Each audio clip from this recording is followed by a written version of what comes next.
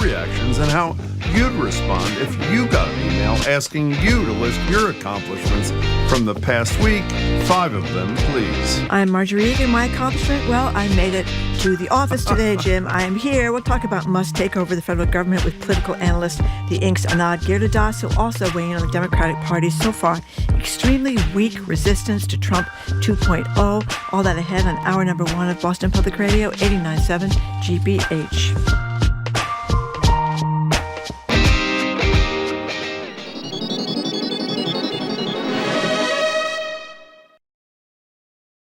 Live from NPR News in Washington, I'm Corby Kummer. French President Emmanuel Macron has arrived in Washington for talks with President Trump. European leaders are alarmed at Trump's growing closeness to Russia. NPR's Joanna Kakissis reports Ukrainian President Zelensky says he wants to work with all partners toward peace. President Zelensky says he wants a fair and just peace for Ukraine, but Ukraine cannot protect itself without allies. Zelensky continues to work with the Trump administration on a deal that would give the U.S. hundreds of billions of dollars of Ukraine's critical raw materials in exchange for security guarantees. Today, he's welcoming a dozen world leaders to the capital to mark 3 years of Russia's full-scale war, and among them are European Union leaders who see Russia as a threat not only to Ukraine, but to all of Europe. NPR's Joanna Kakissis reporting. Israel has deployed tanks in the occupied West Bank for the first time in more than 20 years. They're in the northern city of Jenin. This comes as Israel's defense minister announced tens of thousands of Palestinians who fled won't be allowed to return. NPR's Kat Lonsdorf reports from outside Jenin. Sennott Ashreem fled her home in the Jenin refugee camp with her family and 1-month-old granddaughter weeks ago when Israeli troops entered her neighborhood. They left in a hurry with barely any belongings. Now they're living in a school outside the city. I'm so stressed, she says. I miss my home. I keep asking, when can we go back? More than 40,000 Palestinians have fled the violence in the West Bank as Israel has intensified what it calls a counterterrorism operation. Israel's defense minister Israel Katz announced over the weekend that troops will remain in several areas for the coming year and continue to, quote, clear refugee camps. Palestinian leaders worry this could lead to Israel annexing parts of the West Bank. Kat Lonsdorf, NPR News, Jenin. Federal employees across the U.S. government got an email over the weekend asking them to account for their work activity last week. It's part of the push to slash federal spending by Elon Musk and his DOGE unit. Musk suggested that workers who don't respond will lose their jobs. As NPR's Emma Bowman reports, some employees are being told not to reply. Workers were asked to provide 5 bullet points that outlined their accomplishments the previous week and to CC their managers. The Saturday notice was sent by the Office of Personnel Management. Suzanne Summerlin, a federal sector labor attorney in Washington, D.C., says that office has no authority to manage employees of federal agencies other than its own. This is a violation of collective bargaining laws, unfair labor practice laws. Some supervisors told workers to wait to answer the email until they hear more. Others said the OPM email is a valid request. These kinds of mixed messages have added to workers' frustration. Emma Bowman, NPR News. On Wall Street, the Dow is up 30 points. This is NPR. Good morning. With the latest from the GBH Newsroom, I'm Henry Santoro. Unionized workers at Mass General Brigham have withdrawn their charges of unfair labor practices against the hospital system. Citing concerns about the state of the National Labor Relations Board, organizers from the union say that they did not expect the charges originally filed in September of 2023 to progress any further under the Trump administration.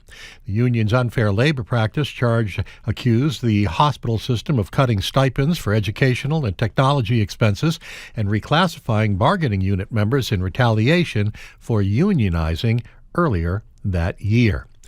In his first interview this semester, outgoing Harvard College Dean Rakesh Khurana spoke of the importance of diversity at Harvard amid President Trump's ongoing battle against DEI programs at universities around the country.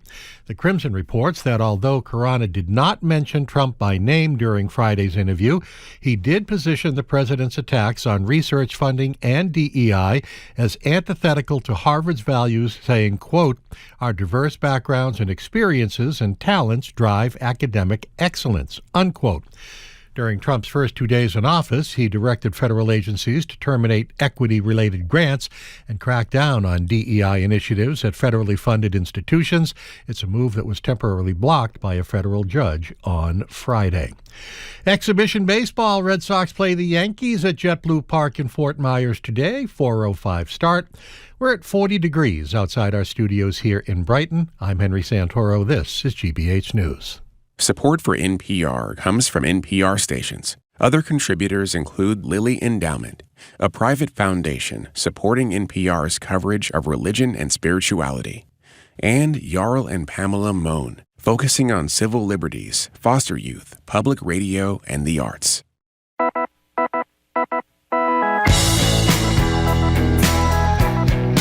He is Jim Browdy. I am Marjorie Eake, and welcome to Boston Public Radio 89.7 GBH. We are here in our Brighton studio today, but tomorrow we'll be back at the Boston Public Library.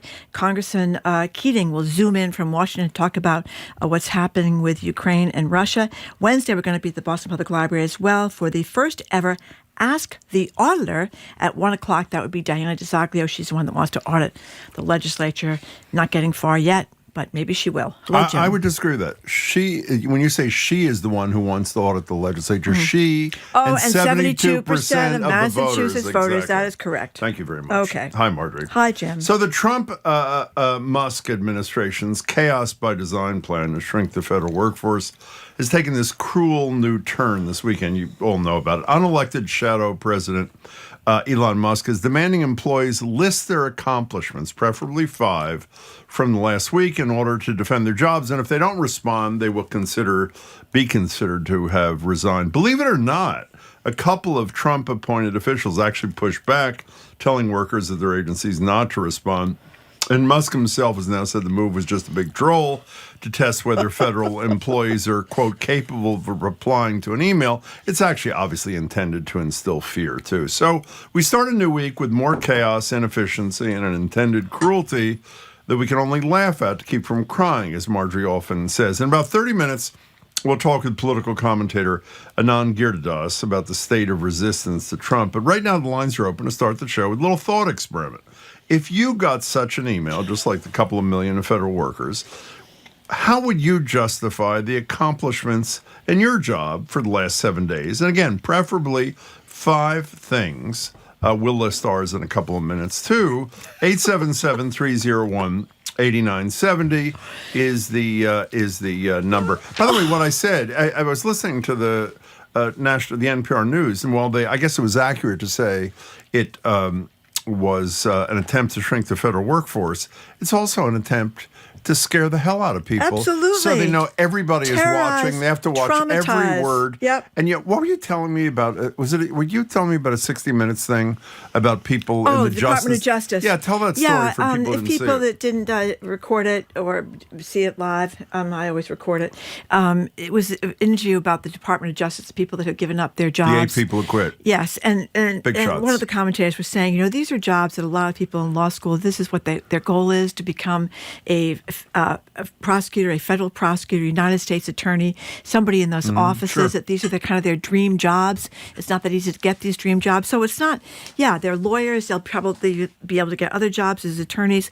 But he emphasized that this was a big sacrifice for these people to give up jobs that they'd hoped to attain since they were, 21 years old. So, even if there was not a vicious, uncaring soul like Elon Musk, if you got an email, I'm serious, at work today, saying, and by the way, it comes from somebody who's been responsible for gutting. For example, do you see USAID? They're essentially firing or laying off everybody now that the court has allowed this. So essentially, it's the end of the program, which is incredible. If you got such an email from an outside force, but authorized by your employer, in that case, the President of the United States, that said, list the 5 things you did that mattered or whatever in the last 5 weeks that justify your employment.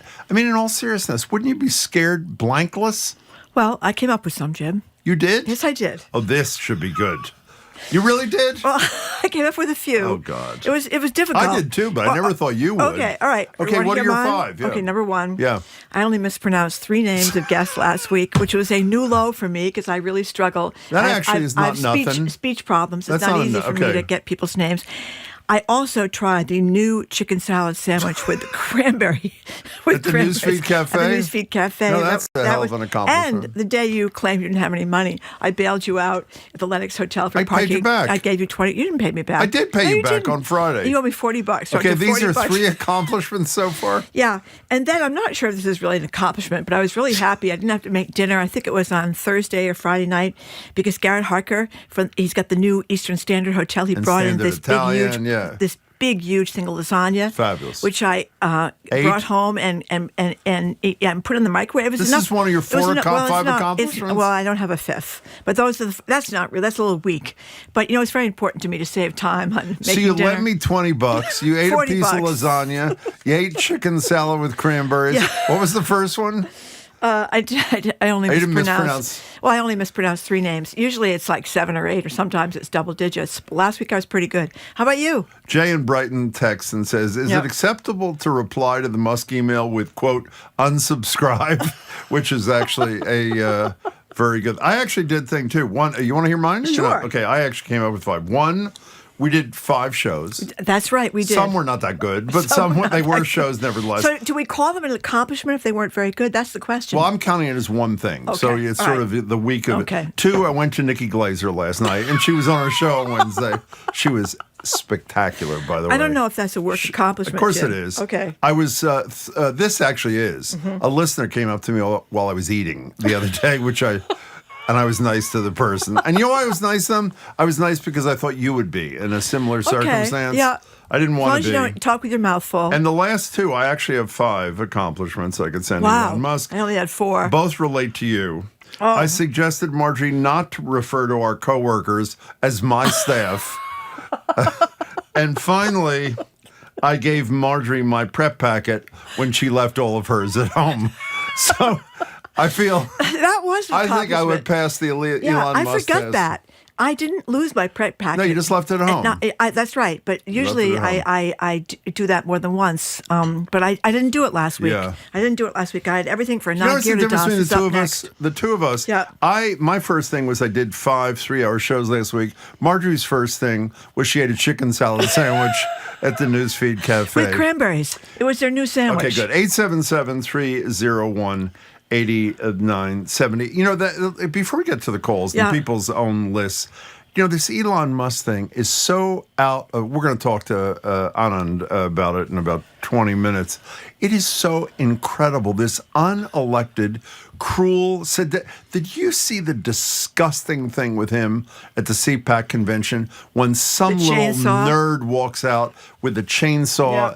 And this executioner, Elon Musk, is there with his sunglasses and his hat, raises it over his head in triumph. And you're the one that said it.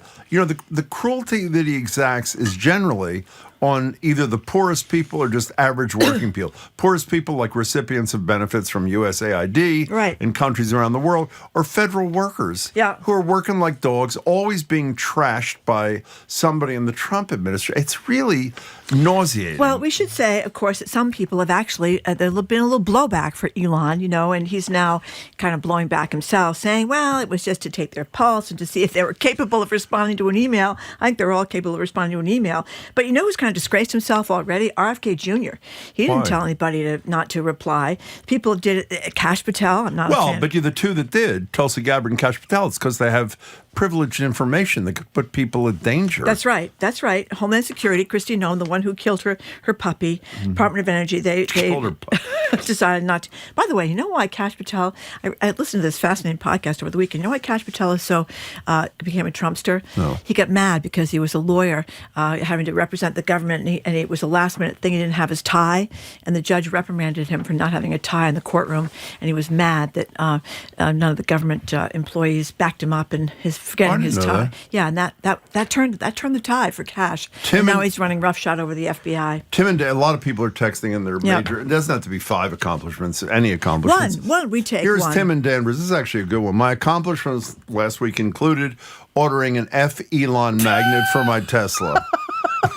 So that That actually is Here's not another one. insignificant. I suppose Elon is not connected to his kids, so he wouldn't know how many federal employees who were parents were on vacation last week for school vacation, so they weren't accomplishing anything except watching the kids at home. Okay, What a tool, says the emailer. 877-301-8970. You have two choices. You can either list some of your accomplishments over the past week if you choose, or you can just comment on the latest nauseating behavior by Elon Musk. Deborah on the road, you're first on Boston Public Radio. Thank you for calling. Hi.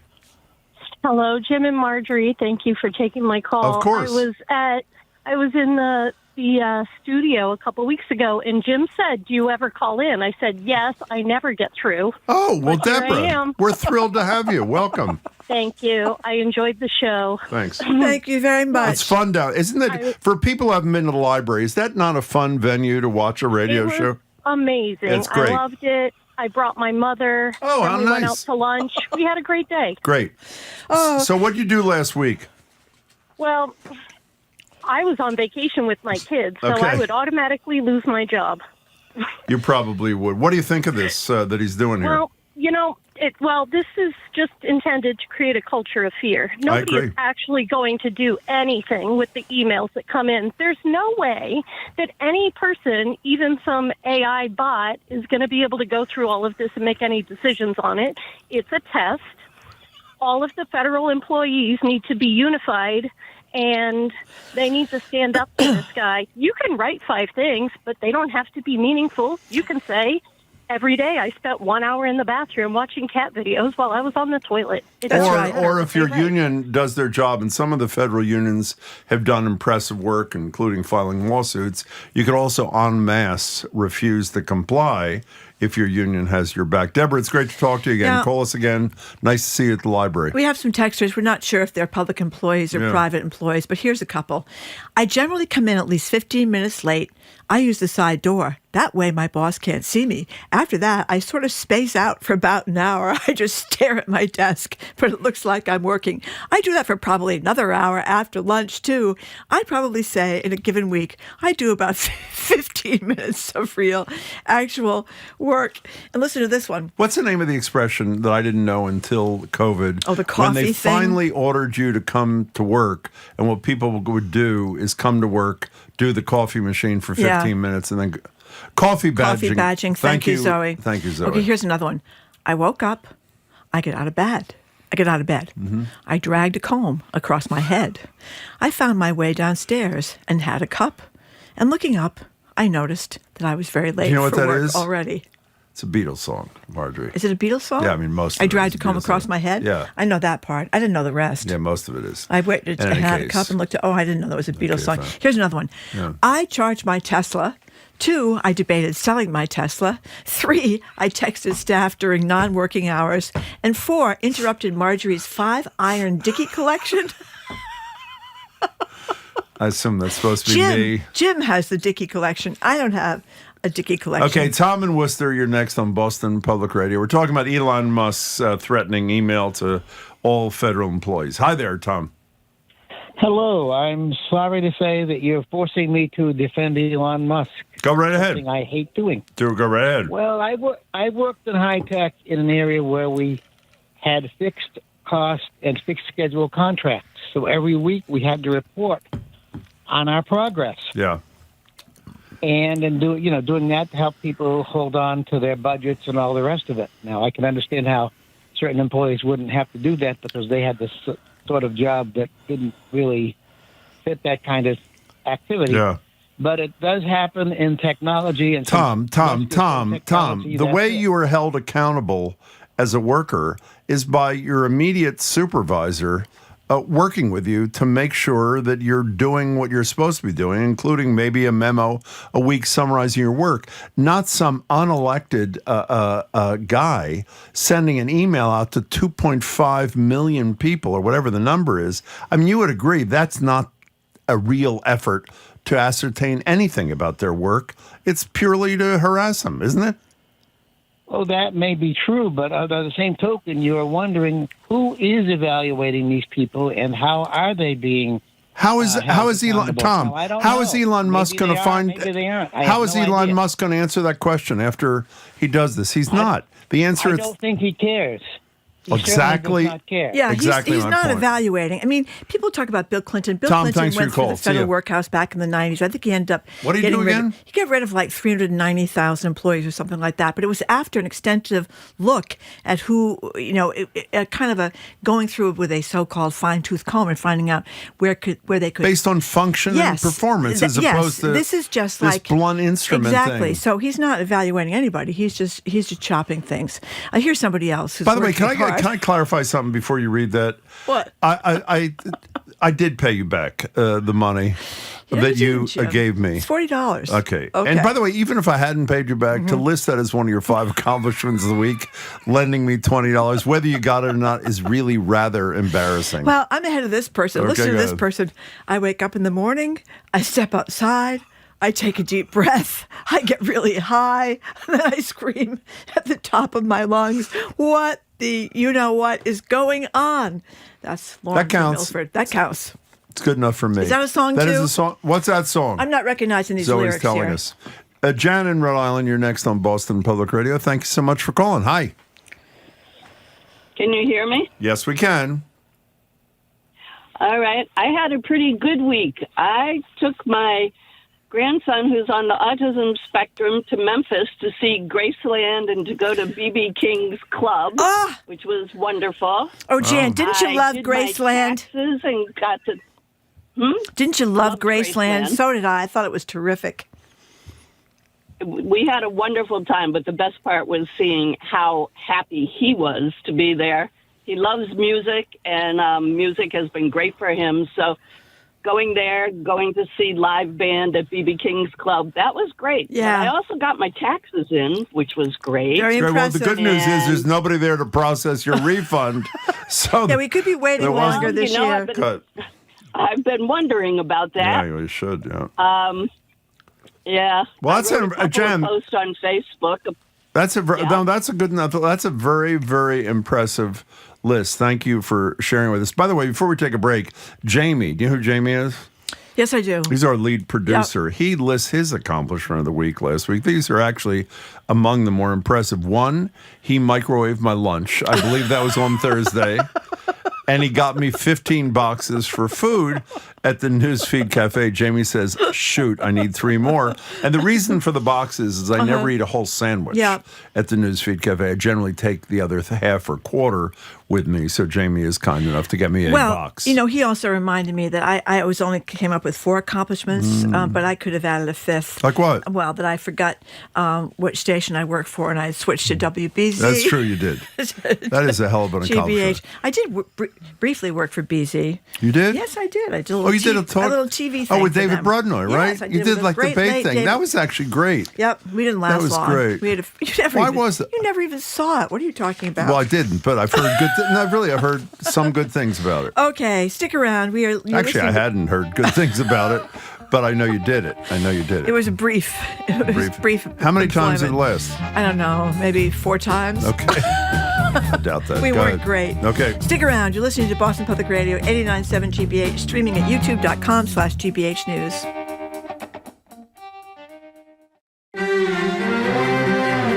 Millions of Venezuelans have fled their country's authoritarian regime in the last decade. Among those refugees are comedians, but their work hasn't stopped. When you make someone laugh, you open the heart. That's why dictators, they don't like comedians, because they have more power than them. Dissent from Afar, next time on The World. This afternoon at 3, here on GBH News 89.7. Our programs are made possible thanks to you. And Bridgewater State University, helping create jobs for Massachusetts and working to connect industry leaders to graduates, elevating business in Boston and beyond. bridgew.edu/elevate. And MIT Federal Credit Union, with memberships open to the general public and serving the financial needs of their members through an array of financial services. To become a member, you can visit mitfcu.org, federally insured by NCUA.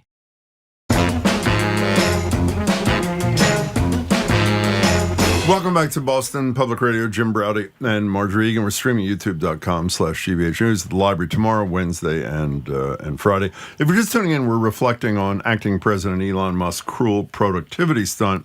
He sent an email to every federal worker demanding they justify their job by listing their accomplishments last week, preferably 5. He's out, and if they don't, they will be considered to have resigned, even though that clearly is illegal. He's out this morning with an admission, as we said, this is just an attempt at trolling, furthering the cruelty coming from the world's richest man. So, of course, we're sort of taking the high road, laughing so we don't cry, asking you at 877-301-8970. If you were given the same email from your boss's boss or whatever, what would you write? The number is 877-301-8970. This is an anonymous federal employee. I work for a large executive branch agency. Their response from management has been spineless. Supervisor said compliance is expected. What did I submit? Literally my job duty descriptions from the Office of OPM. What is the OPM? Office of Personnel Management. Thank you. From the official OPM website for my job series. You wanted 5 bullet points. I gave 7, and then this person also emailed both Senators Warren and Markey and their Congress people to see what they're doing to stop this workplace harassment. Somebody mailed in from the post office, said that a lot of people are nervous there, but the Trump voters are convinced they'll only go after useless people, and this texter thinks that's insane. They won't separate the useless from the useful, which is a very good point. Do you know what he wants to do with the post office? Fold it into the Commerce Department, which arguably he also can't do without a congressional action. Mitch in New Bedford asked an interesting question. As a Tesla stock owner, I want to know what Elon did. Oh, it's blocked now. I can't read it. Last week, when was the last time he was in the office at Tesla? In a serious thing. I mean, he's had some issues with his shareholders about, what was it, that $45 billion salary or $50 billion thing the judge ruled was exorbitant. What about the fact that he apparently, I assume he doesn't go to work at Tesla. Is that an issue if you're a stockholder? Well, that's a very good question. I want to stick this one in because this is a stay-at-home mom, Tiffany from Lynn.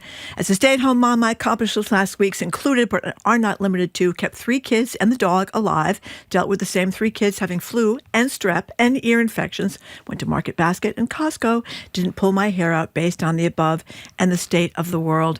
And she also listened to us. And if you just tuned in, Marjorie lent me $20. Murray $40. in Portsmouth, $20. Marjorie in Murray, I'm sorry, in Portsmouth. You're next on Boston Public Radio. Welcome to the show, Murray. Hi. Hi, thank you very much. I love you guys, Thanks. and I've called a couple times before. Thank I'm you. a retired Navy captain. I was in the Navy for 30 years. I remember you. And I've lived around the world. Thank you. I lived around the world and at the Pentagon, and federal employees are so critically important to everything that we do.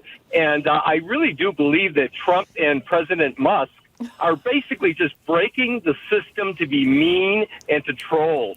One thing I was thinking about over the weekend is that when you let go all the probationary employees, which over the past 1 to 2 years, I think that they were thinking that they're going to get rid of all the people who may have been hired under President Biden's DEI program. That's one thing.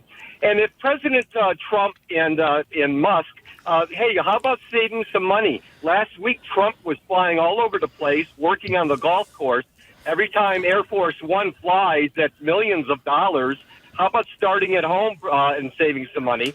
And then the other thing with Musk, he could have made his same point with a cheaper chainsaw. Come on. You could have gone down to Ace Hardware and got a $35 chainsaw. Come on. You got to be able to speak up front and show that you're willing to take some cuts. Murray, thank you for the call. We appreciate it. And by the way, this is not being done for more efficiency. No. At least in my eyes. It's done to fund his tax breaks. I mean, the House and Senate Republicans are now voting on these budget resolutions. And the question is, how much can they afford in terms of tax breaks? Not only extending the Trump tax breaks that would expire, but as we remember during the campaign, he promised no taxes on overtime pay, on Social Security, on tips, and also that there's another state and local tax deduction thing that a lot of Congress people on the Republican side want reinstated in wealthier states like New York. So he's got a lot of tax cutting to fund. You know, I also was reminded, since it was a veteran that just called, something like 28% of the federal workforce are veterans, as I said before. And Trump fired the Joint Chiefs of Staff, who is a African-American man, highly qualified African-American man, very popular, and have appointed him with someone who does not have the qualifications to be Joint Chiefs of Staff. So is that another, let's fire the black guy and get rid of this DEI stuff? Is that what that was all about? Well, I don't know. The odd part of this is, do you know that while Trump trashes every single person that he has an opportunity to, both Trump on Truth Social and Hegseth in his comments both praise this guy. And Hegseth says he wasn't the right guy for the time. And the guy they picked, who I'd never heard of before, this lieutenant general, he's a tough guy. And Trump likes Raisin Kane. His name is Kane, and they call him Raisin Kane. Air Force Lieutenant General Dan Raisin Kane, but apparently he doesn't have the qualifications that are usually necessary to be the Joint Chiefs head. But anyway. Fired a woman over the Coast Guard, too. What's that? Fired that woman that ran the Coast Guard, too. Navy, right? Was it Navy or Coast Guard? There was a Coast Guard several days ago. That. Yeah, she ran the Coast Guard. And there was Admiral Lisa Franchetti. She's a Navy person? She's the Navy's top officer. She's gone, too. David in I'm Boston. Suspicious. David in Boston, you're next on Boston. There was a white guy or two in there. I know what you're thinking, but there was the third person was a white guy in the leadership of the Pentagon. David in Boston, hey there. Hey, great show today. Thanks. There's no bigger admission by Trump that he appointed incompetent people to run these departments than that they didn't ask them, the secretaries he just appointed, hey, what's your plan for management and reporting and accountability in your department? All these people talking about private companies and having to be accountable.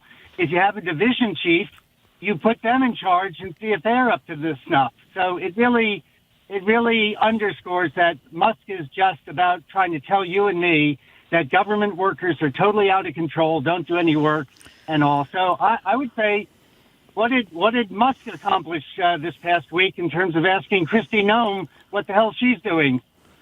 Well, that's a good one. Maybe that's a good one. I don't know if she got the email, but David, thank you much for the call. We appreciate it. A lot of people are saying that they have to report their accomplishments every week in the private sector. To your supervisor. Well, you're also not told, like, on when did this come out? This request was Friday or Saturday? Yeah, it's got to be out of comply allegedly by midnight tonight. And you're going to get fired if you don't do it. Right. I think that's a little bit different than what Elon Musk did. Oh, here's a question. What's that? The question is, did Big Balls also need to list his accomplishments? He, of course, is a federal worker now. I'm not sure if he did. I saw his picture. Did you see his picture in the paper this weekend, by the way? Yeah. Yeah. What were you going to say? Nothing. It's weird to see him. He looks like he's 11. Yeah, he looks like he's 11. And look at the havoc he is causing in government. We're going to talk to Andy Ihnatko, by the way, in the 1 o'clock hour about what this data work that is being done by Big Balls and others means for you. So stick around. And do you see what we're going to bump out on, Marjorie? A song out of Four Non-Blondes, a song that we didn't recognize when you were reading a text a couple of minutes ago. Okay. What's coming up? What is coming up after a quick break, the aforementioned Anand Giridharadas. We're going to talk with him. He's the author of The Persuaders, Winners Take All. He's going to talk about what Democrats and anti-Trumpers need to do right now to survive this next 4 years. You're listening to Boston Public Radio, 89.7 GBH, streaming at youtube.com/GBH News.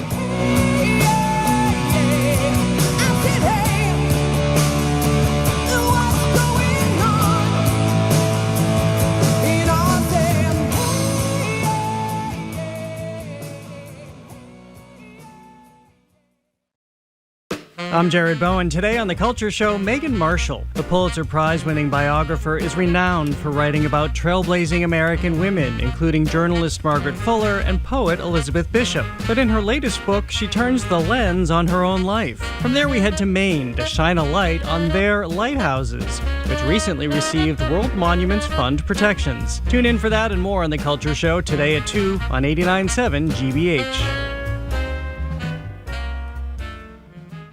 Support for GBH comes from you. And Mass General Brigham Health Plan, ranked /1 in member satisfaction among commercial health plans in Massachusetts by J.D. Power for the second consecutive year. Details at mgbhp.org/everyday.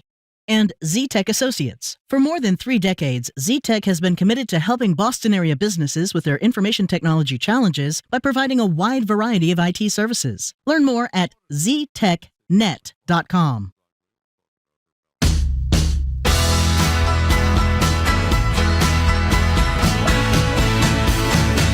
Welcome back to Boston Public Radio. Marjorie Egan and Jim Brady. Streaming at youtube.com/GBH News. We're live at the library tomorrow. Congressman Keating zooms in from Washington. And Wednesday at the library, we will have our first ever Ask the Auditor. That's at 1 o'clock. Diana 72% of the public supported, and more. We're joined now on Zoom by Anand Giridharadas, political journalist, author of The Persuaders, Winners Take All. You can find his newsletter, The Ink, at the.ink, and see him on MSNBC. And for all GBH listeners, Anand set up a deal where you can get a 30-day free trial of his newsletter by going to the.ink/WGBH. You obviously didn't get the memo that we've dropped the W, but either way, Anand, it's great to see you. Welcome. Great to see you. So, so great to have you back again, Anand. So, how are you feeling since we haven't talked to you since the election? I can sense your mood from what you've written, but you've had a very, very busy February, very prolific with your writing. So, how are you doing? Oh, things are fantastic. Things are it's terrific. How are you doing? Things are great. Never better. What are you talking? What are you referring to? Never better. Well, you talk a lot about. You talked a lot. We can get to that later. How we can survive in the time under Trump, but there's a general sense that the Democrats are doing nothing, falling apart. You've talked to Chris Murphy, the senator from Connecticut. Give us some of what you think he said that you agree with. Look, to step back, I think it's so hard for people to process the sheer amount of what has happened since Inauguration Day, right? And so I think, sense making is more important now than ever. So I think at a very basic level, to prioritize, the most important thing that people need to understand is happening right now is there's an anti-constitutional coup being waged by an unelected billionaire named Elon Musk, and almost a kind of shadow presidency. Now, I've been talking in the Ink to lots of scholars of authoritarianism, fascism. This is the one thing that they actually say is not part of history or part of the playbook. Autocrats generally don't have like buddy movies, right? Autocrats generally don't have shadow presidents. It's sort of the nature. The auto in autocrat means the self. The whole thing is about the consolidation of everything in one guy. So Mussolini did not have an Elon Musk, and so this notion of an unelected billionaire over the weekend sending emails to maybe most or all the federal workforce saying, justify your worth to me in 5 bullet points or be fired, rampaging through USAID and other institutions, getting into your grandmother's Social Security files, IRS tax data. This is there's a million things going on, but I want folks listening to this to prioritize that as probably the most truly devastating and threatening to our system, an attempt to usurp the power of Congress. It is an anti-constitutional coup. And I think with that as the centerpiece, what we are seeing right now are 2 sources of reaction to that are inadequate. Number one, you mentioned, my conversation with Senator Chris Murphy in the Ink. The Democratic Party, frankly, is showing itself right now to be a big bowl of weak sauce when it comes to responding to an anti-constitutional coup. It's showing itself to be a perfectly fine party if you want to, write a new healthcare law or tweak tax policy. But in a moment when you actually need the people who beg you for $5 all the time, they're ghosting you harder than a 25-year-old man on a dating app, right? They are just not here. By the way, an alleged 25-year-old man on a dating app. We should be clear about that. Exactly. Okay? Good point, Jim. Good point. Can we, we're talking about Anand Giridharadas. Marjorie and you both mentioned Chris Murphy. It's interesting. You did an interview with him, and the New York Times had a front page story yesterday saying he may be the one Democrat who who sort of gets it in terms of how to respond. And CNN this morning had a poll saying... I guess the New York Times reads the ink as a way to figure out story ideas. Maybe so. 73% of Democrats say their party's not doing enough to oppose Trump. So it's not just Anand and what you hear on this show. What does Murphy get that his colleagues seemingly are missing, Anand? I mean, I don't really know the insides of it. Like Senator Murphy clearly is having like a kind of Bulworth moment. For those who remember that movie, a kind of F-it moment, which is rare in politics sometimes. The Democratic Party is so just at an almost cellular level safe and guarded and careful. And it comes from a good place, not wanting to be too jumpy at things, particularly when you are running against people who are increasingly untethered from reality, hate baiting, et cetera. You almost get pushed into the other thing of like, we are the sober, spreadsheet, cautious, safe, careful, evidence-based, science-based people. So that's noble. But it puts you into a place where when you are up against, moral evil, or you are up against outright deception, or you're up against predation, you're not clear and stark. And he is someone who's really emerged as sounding very different from his colleagues. And, and he's not AOC. He's not one of the members of the squad. He's a middle-aged white guy from Connecticut. So it hits a little different. And to hear someone who is so clearly, starkly outraged and can't be dismissed the way some of those other people are. And he says very clearly, he's been doing, and I've been talking to him about for a couple of years now, he's been doing, before Trump won, a 2 or 3 year kind of deeper study of the future of the Democratic Party, populist anger, like a kind of, in a way that I think most lawmakers don't do. He's written books. He's a very thoughtful guy. And I think part of what he found was that even though he was a Democrat who supported Hillary Clinton over Bernie Sanders some years ago, that the populist anger in the country, the revolutionary anger in the country, had been ignored by the Democratic Party and had actually been noticed by the right. And so we've ended up in this strange situation in which basically, as he puts it, there's a widespread desire, forget ideology, just a widespread desire to break things and shake things up in the country. That he has defined as the core energy, the unifying energy of the country. And he says, and he said in our interview, the Democratic Party has allowed itself to become a status quo party in a revolutionary time. And the Republicans, remarkably, have allowed themselves to be the revolutionary party in a revolutionary time. We may have told you this story. We've told our listeners this story about 300 times, so it'll be 301. Marjorie and I always go to New Hampshire for a week ahead of the primary, and we were there in 2016. We went out on the street to talk to people on the street and looking for undecided voters, and we asked them who they're deciding between, and almost every single person with whom we spoke said Bernie Sanders or Donald Trump, meaning that same sort of populist thing missing from the Democratic Party that Trump realized in 2016. So, in any case, we're talking to Anand Giridharadas. Well, let's get back to the Democrats for a minute because, there's a lot of theories. I was listening to one of my favorite podcasts, Media Manager, the other day, talking about how, Democrats are operating like they're in the 1990s. Elizabeth Warren's having his little press conference. Chuck Schumer saying, "You want to cringe? We will win." Meanwhile, Elon Musk has got millions and millions and millions of people following what he's talking about on Twitter. I would disagree with you on Warren. She's on picket lines. She is like everywhere. She's not just holding press conferences. But it's not the numbers. It's just not the numbers. It's not the millions of people. And this kind of bro, Dan Bongino, who's now number 2 at the FBI, or the Rogan, et cetera, all that group of people that are very influential. So is that part of the problem?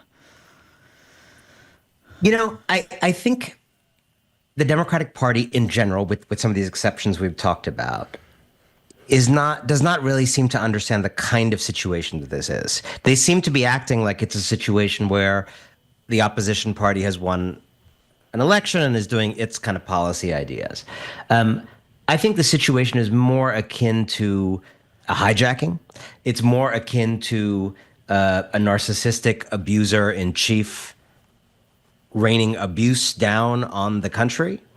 And it falls, therefore, to the opposition Democratic Party to be more than a party proposing alternate ideas. It falls to it to protect people from the narcissistic abuser, to protect people from the hijacking, pick your metaphor. And that deep thing of protection it's something that the Democratic Party in general is failing to do. Leadership is failing to do.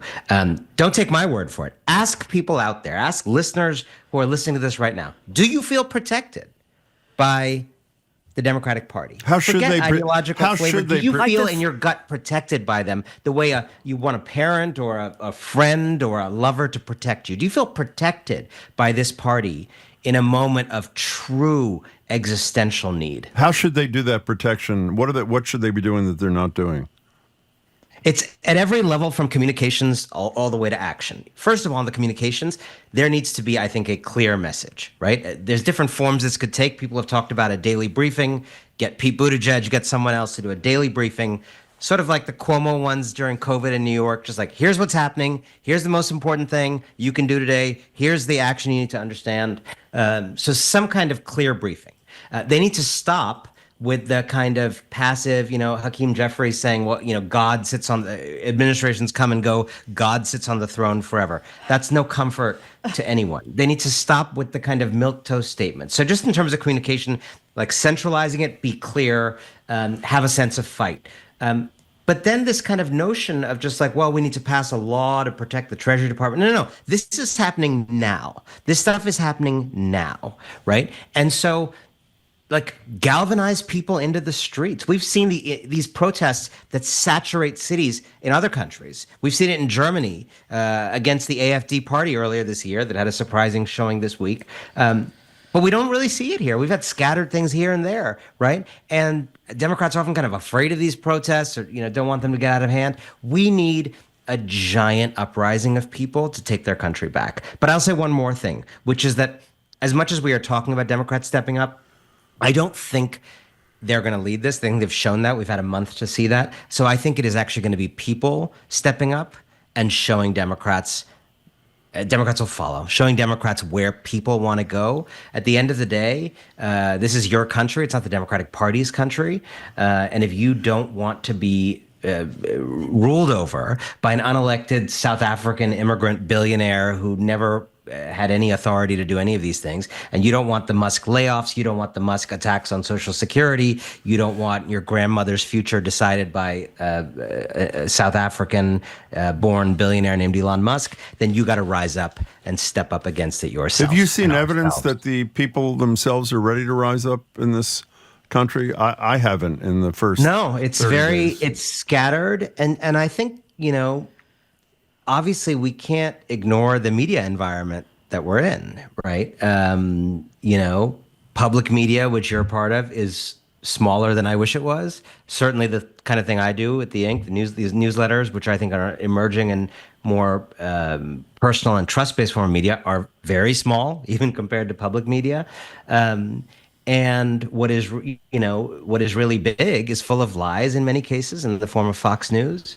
And we have multi-million-dollar lawsuits to prove that. And so, there's a lot of people don't even know what is happening. A lot of people don't know out there in conservative areas that Elon Musk has got his little fingers in their grandma's Social Security till. But also I think people are worn down and beaten down, and life is hard, and people are working multiple jobs, and people are trying to afford eggs if they can even find them, and it's hard to make this breakthrough. And so the most important thing I think we've been trying to say at the Ink, and we had a great conversation with the political strategist Anand Shankar-Osorio the other day, is that everybody thinks that they're angry, but their neighbor's not. Right? So the most important and basic level of activism you can do is to create what she calls social proof, right? Wear a sign, put on a bumper sticker, put something on your yard, start talking about it, because then everyone will realize that actually everybody is as mad as they are. But right now, we all think we're the only one who's mad, and everybody else is just going about their life. Well, you also raise, I think in that same, well, I'm not sure which piece it was, but the thing Marjorie referenced at the top, how to live under Trump 2.0, and you talked about local activism and that sort of thing. I thought one of the wisest things you said in there is pick a thing. The Steve Bannon flooding the zone strategy, to me, is brilliant. And I think part of the reason we're overwhelmed is not just because we had to do this once and we got to do it all over again for a second term, but because everything is coming so fast and so furiously, 24/7 kind of thing. And it seems to me you got to pick the thing, as you say, the thing that maybe has the most connection to you, your community, whatever it is, and do that thing. I mean, that seems to me that because you can't possibly do all of them, and the media can't stay caught up with all of them. Yeah, that's exactly right. And I think that, I've been talking to a lot of these organizers and activists for this kind of advice. And that's one of the things that I would say I've heard most consistently from people. Go local and pick a specific thing that you know about, care about, go to those meetings, right? As opposed to just like all of us yelling at like airy national stuff, right? Like go into the specifics. So I'll give you a great example. We do these lives, Substack lives on the Inc. every now and then. I just open it up and it's like a call-in show, sort of, not so dissimilar from what you do. And people just come up on video, and I don't know who's going to come up, and we just chat. And yesterday, someone came on, a woman in Florida, and she's retired as a child protective investigator, right? So just you can imagine that job. Like you're going into the worst situations and trying to figure out, is a child being abused, is in danger, what do you do? So she's retired from that, but she has a great deal of expertise in that. So she has been calling every legislator, council member around her that she can find, Washington, around her in Florida, and not getting into some big thing about Trump, authoritarianism, whatever, getting into, hey, there are these HHS cuts that have been proposed. Based on my expertise as a child services investigator, and I think we can all agree that like the predation on children is like a basic consensus issue that should be stopped. Based on my expertise as a child service investigator, those cuts would do these three things or whatever to that field. And here's how children will be harmed in these ways. And she told me yesterday, told all of us on the live, sometimes she starts crying on these calls because she can imagine, because of her expertise, she knows that that cut is not an abstract thing. That cut means a bruise on that kid's arm. That cut means a wound that will go untended in that child. She can see it. They can't see it. And she tries to help them see it. That is a great example of connecting the big issue that you read about in the news, translating it to the local issue locally, the specific where you have expertise and knowledge, and then trying to actually educate people in power about what you know that maybe they don't even fully realize. Well, I'm sorry, go ahead, Margaret. I also think there had to be more stories like that all across the federal government. As many people have pointed out, I think of something like 30% of the federal workers are veterans. And I'm sure a lot of those people are people that went to Iraq and Afghanistan. And maybe they have lost limbs and all this. We need more stories, I think, and I've been shocked. I know that some people might be afraid, but you can certainly, hide their faces or do whatever to do to disguise. But tell these stories of like you mentioned, the child abuse investigator or veterans that have lost their jobs. We haven't seen that yet. I hope we do. And I think on the veterans point, it's actually really important. And I want to say something to my fellow, progressives or Democrats or whoever here, which is that I think we sometimes make a mistake when, for example, veterans who voted for Trump start to get hurt by these cuts. Right now, when you start to hear these stories, you see these Facebook testimonies. I voted for Trump, Mr. President. I loved everything you stood for, but I didn't quite realize that it was going to result in these hospital cuts. Now, there's this response that you often get among progressives. It's called the leopard eating faces thing. And it basically grew out of this social media post that said, man surprised that leopard ate faces after voting for the leopards eating faces party. Okay. Yeah. Now, I want to suggest, as morally satisfying as that kind of smugness is, I think it's a huge mistake. Yeah. Right? So anytime someone who voted for Donald Trump has that reaction of, Mr. President, you were great, I voted for you, you're awesome, but gosh, this is terrible, they should be welcomed with open arms into the Trump opposition. Right? They should be welcomed into the resistance. They should be saying, we are so sorry you had this. We understand this is a country with a lot of opinions. It was a heated election. People voted for different things. But gosh, that sounds painful. Come on in. Our movement has a plan to take care of you. Yeah, but I like the concept, Anand, but I'm not sure that's the reality of people who voted for Trump who are disenchanted. I mean, I've seen so many stories of farmers, for example, who voted for Trump, and farm states overwhelmingly vote for Trump, the tariffs are totally screwing them left, right, and center, from steel to aluminum to grain to eggs to, well, not eggs. Eggs is a different story.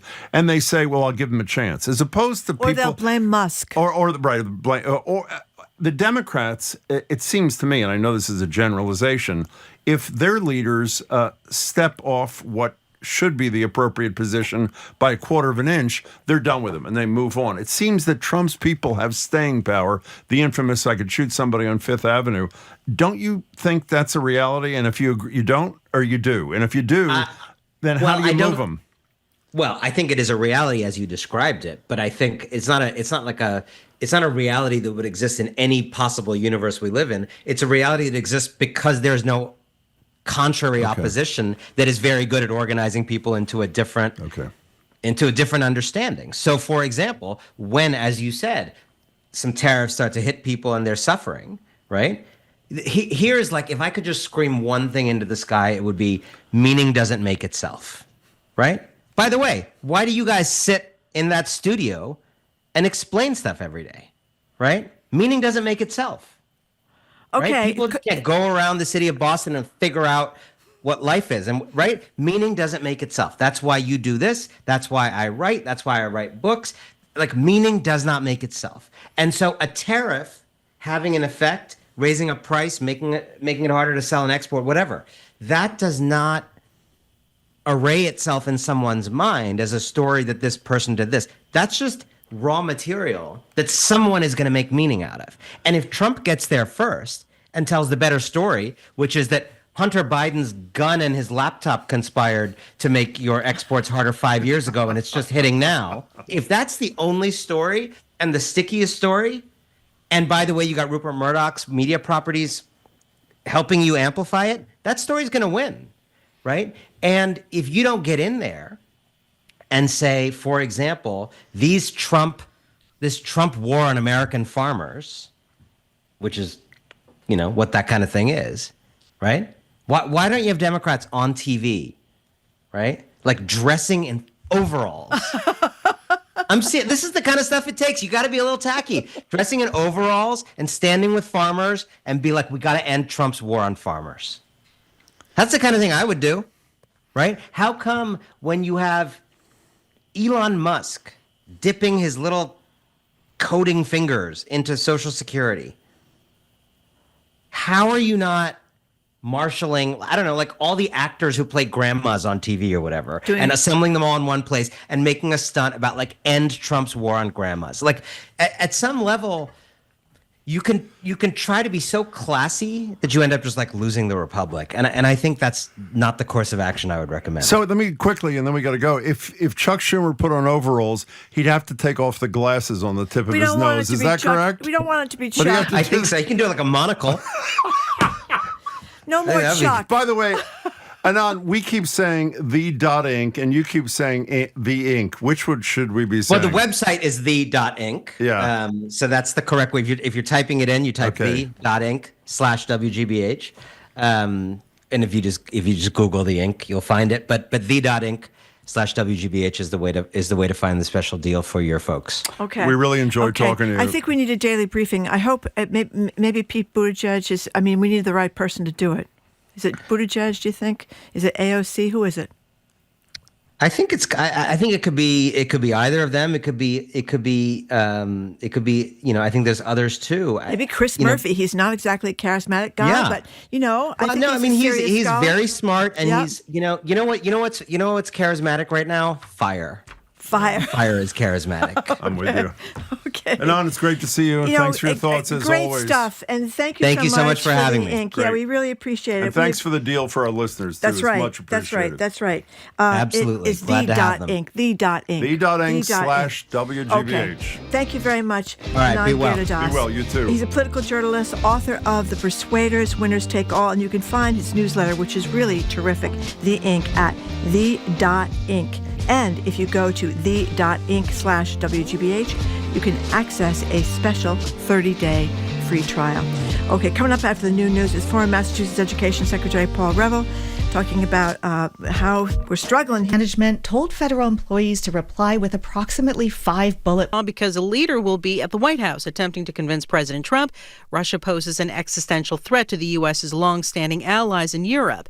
In Kyiv, NPR's Joanna Kistis reports Ukrainian President Volodymyr Zelensky is demanding his country be at the table for negotiations involving the fate of his country. Zelensky says he wants a European representative at the negotiating table, along with the U.S., Russia, and Ukraine. He also said he is still working on a deal with the United States that could exchange hundreds of billions of dollars of critical raw materials. Saw your face, and again in 1974 for Killing Me Softly with his song.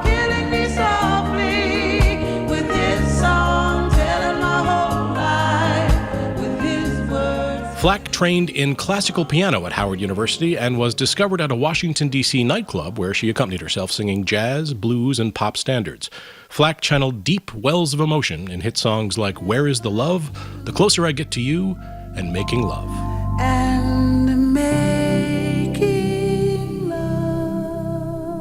Packed in the Nevins Hall in Framingham Memorial Building on Saturday for a town hall hosted by Senator Elizabeth Warren. And according to many who were there, the crowd had just one message for the senator, and that's keep it up. Keep fighting for democracy. The crowd rose to its feet repeatedly during the one-hour event. Framingham is a heavily Democratic community, which went nearly 70% for Kamala Harris in November's election to Donald Trump's nearly 28%. In sports, exhibition baseball, the Red Sox play the Yankees at JetBlue Park in Fort Myers. It's a 4:05 start. Great to have baseball back. And in the forecast, we are looking at a sunny day today, maybe some clouds a little bit this afternoon, high in the low 40s, then cloudy, upper 30s overnight, cloudy and 50 degrees tomorrow. That's right, 50. Sun clouds and near 50 on Wednesday. It is right now 42 mauve-on degrees in Boston. I'm Henry Santoro. This is GBH News. Support for NPR comes from NPR stations. Other contributors include Indiana University, establishing the IU Launch Accelerator for Biosciences to drive healthcare discoveries and train the next generation of innovators. More at go.iu.edu/IULab.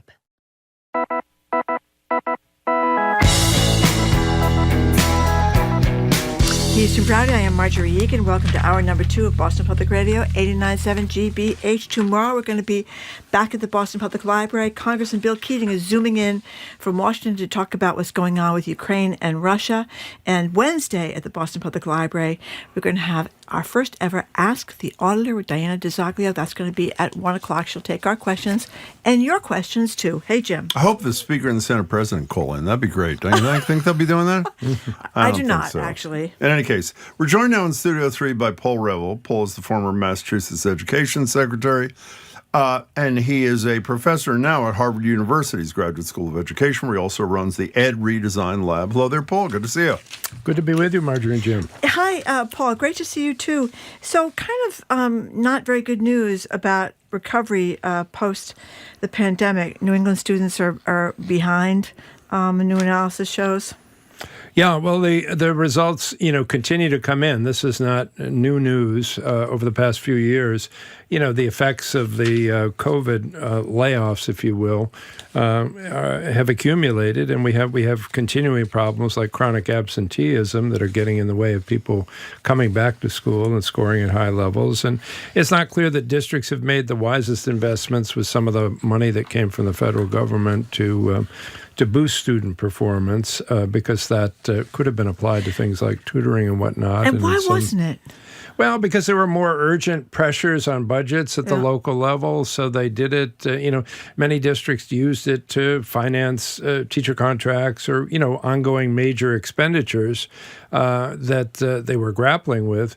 But these were one-time funds. We knew that they would end at a certain point. Now we've hit a cliff, and now many districts are feeling the pain and having to make cutbacks as a result of getting over-reliant on temporary federal funding. So what's the I just wonder why places like Birmingham, Alabama, I mean to be I just don't think as Alabama is certainly having the money They've got Massachusetts some good things does. going there, surprisingly. But I mean, places that have invested a lot, and there's certain strategies like high dosage tutoring, not just any tutoring, but high dosage tutoring that's intense, that's continuous, that has well trained tutors doing the work.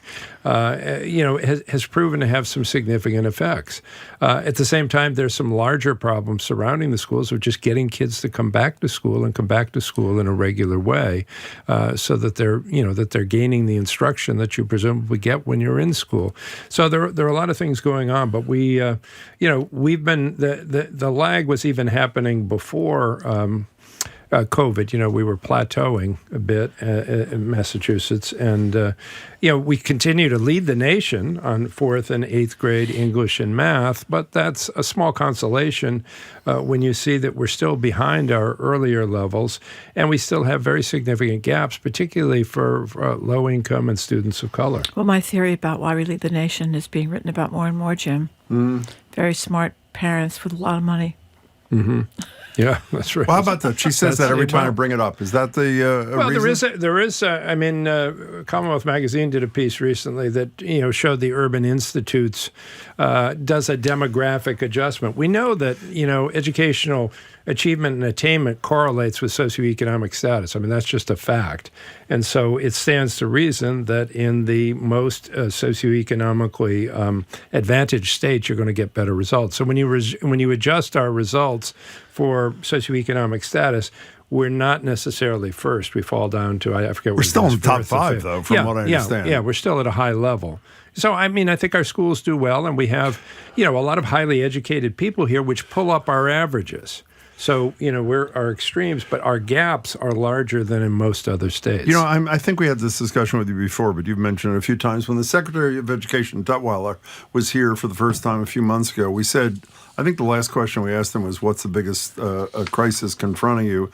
And I was surprised to hear him say chronic absenteeism, which you're mentioning too. Is that the target of those who are feeling the need to deal with this a COVID gap in addition to the equity gap? The COVID gap is getting people back into the classroom, and are they getting anywhere? I would say it's a secondary target for most people who are concerned about that. I mean, what's the primary target? The primary target is instruction within the classroom and tutoring, things of that nature. Is that happening? It is happening in a lot of places, and arguably we haven't worked hard enough at it in Massachusetts. We haven't done well enough in that regard. But it also, it's very important to recognize that target, which I think should be a primary target, because if they're not in school, you're not going to make, obviously they're not going to gain in learning unless they're doing something outside of school. Why are they not in school? Well, it's a lot of the post-COVID reason. School became kind of optional for a lot of people during the COVID period. A lot of students are bored. They found jobs. They have family responsibilities. They've gotten disillusioned. A lot of the parents are disillusioned and not caring that much. Also, another problem is, parents aren't aware of these. We talk about the NAEP results and where we stand nationally. A lot of parents think their kids are doing okay. They're not really. They haven't really been informed in a deliberate way, which is part of what the strategy needs to be, that your child really isn't up anywhere near proficiency, even though they may be getting B grades or A grades or one thing or another. They've got a long way to go to achieve the level of mastery they need to be college and career ready. By the way, that happens a lot. You hear that anecdotally a lot, where people think their kids are doing fine, and then suddenly they get to high school or they get to middle school, and they're flunking, because they were not where they thought they were in the lower grades. Well, it was the purpose of having a statewide standard where you'd have something to indicate, a body of skill and knowledge that you need to advance to the next level, and we could measure whether students had it irrespective of what grades they were getting, because the grades and the course content vary across our 351 cities and towns and all the school districts, but we've given that up now. No, we have not. We've given it up as a graduation requirement. We haven't given up the standard. No, we haven't given it up as a standard, but there are no teeth really to the standard. We're going to get back to that, and we can get in an argument about that in a minute. Yeah. But one last thing. I never met this Russell Johnston, who is the interim, education chief. Commissioner. Yeah. And he left, or he's leaving, to become head of superintendent of some school district in Pennsylvania. Am I reading something into this that I shouldn't? He's been the acting interim, whatever the hell it is, for more than a year. Why? Well, I mean, it takes a long time to constitute a search. These are tough positions to fill these days because it's become so politicized, and a lot of people don't have an appetite for that. So there's nothing that should be read into I think either his interim status or his departure. Right. Okay. I think this is. He's very highly respected. He's, by all reports, done a very competent job. That's great. Had a lot of support on the board, but just decided he wanted to be closer to the ground in terms of doing schoolwork. So he's going to be a superintendent of a district. Yeah, briefly, if we can. I know we did this with you last time you were here, but I fear that if people missed it, they missed something that is important. There's still a desire to eliminate the federal education department on the part of Donald Trump, and Linda McMahon, who is the former wrestling person, who is the new Secretary of Education, or on her way to being right, has no problem with this thing. What would elimination of the education department mean on the ground for people in Massachusetts?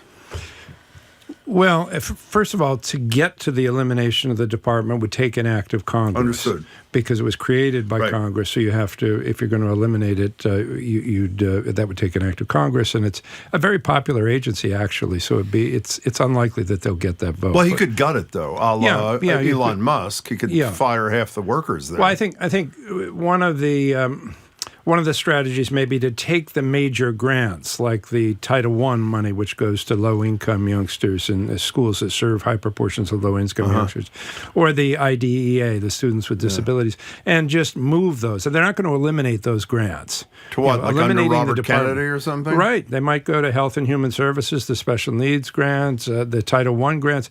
And a further risk, I think, to the field is that they'll do some block granting of that money. In other words, they'll move it to a different agency, Department of Labor or Health and Human Services, and then instead of making it a categorical grant to serve low income or students with disabilities, you do whatever you want with it at this stage. Do whatever you want, and we'll get some of the same kind of phenomena we were describing earlier with the federal grant money that was block granted under ESSER and ARPA and so forth, and so that would be a real problem for schools and for parents and children, of our most disadvantaged students. Speaking of, you mentioned special ed and that being one of the targeted pots of money that comes from the education department.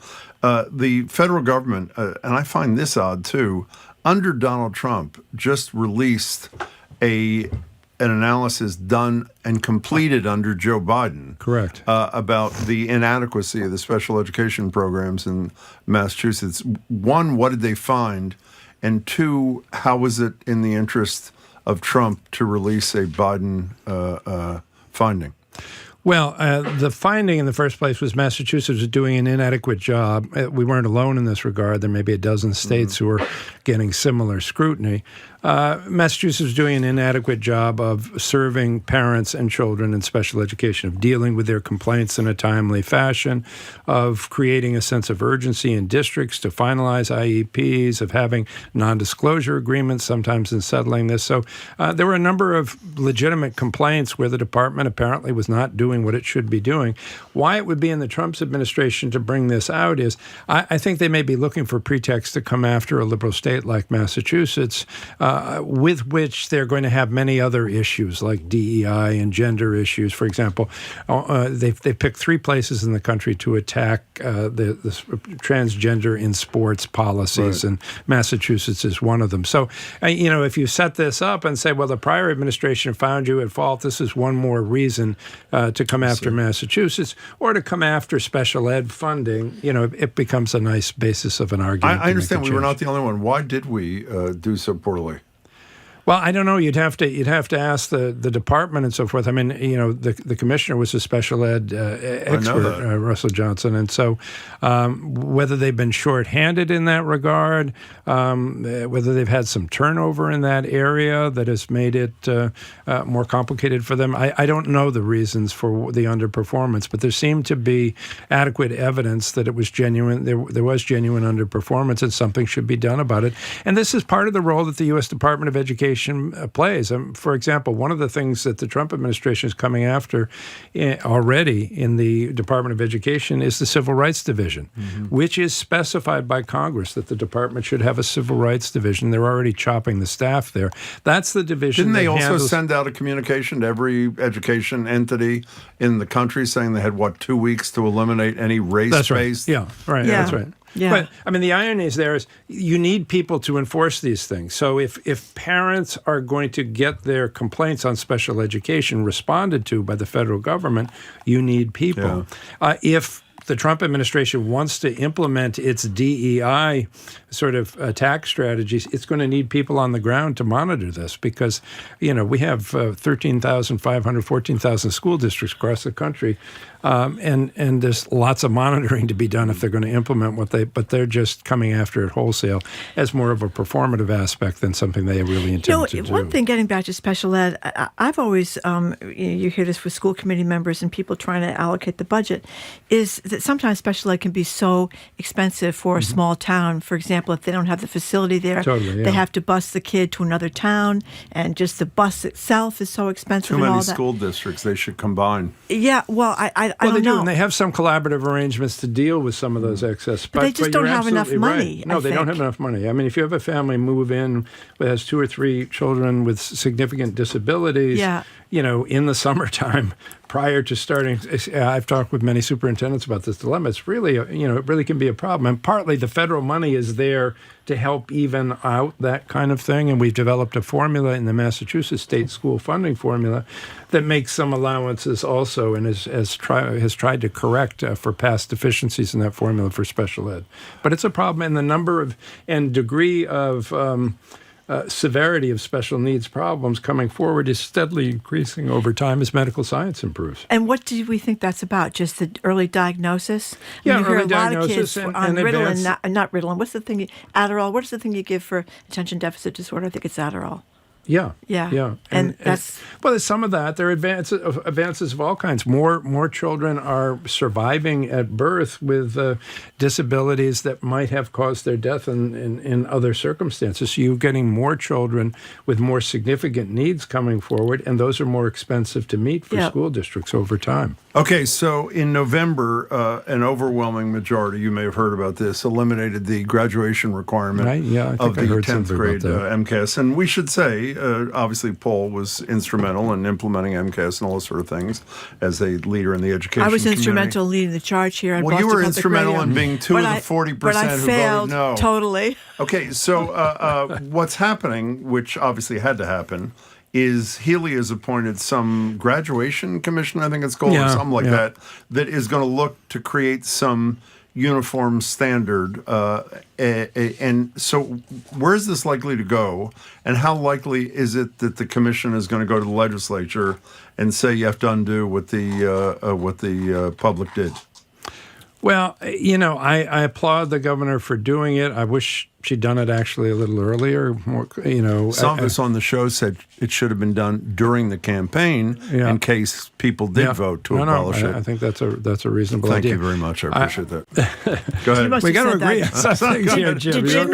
Did Jim say that? I said it quite often. Oh, Jim said it quite often. Okay. Plan for any occasion. Yeah, we need a sense of urgency about this because we basically have significantly diminished the value of a Massachusetts diploma, which used to be sort of a leading status symbol in the nation of a high quality education that colleges and employers knew they could depend on. So what are we doing? So we have a big commission. I'm not that optimistic, frankly, Jim, about a 31-member commission that has until December to produce preliminary results. Okay, that's, the better part of a year, and then another 6 or 7 months, as I understand it, to produce a final recommendation.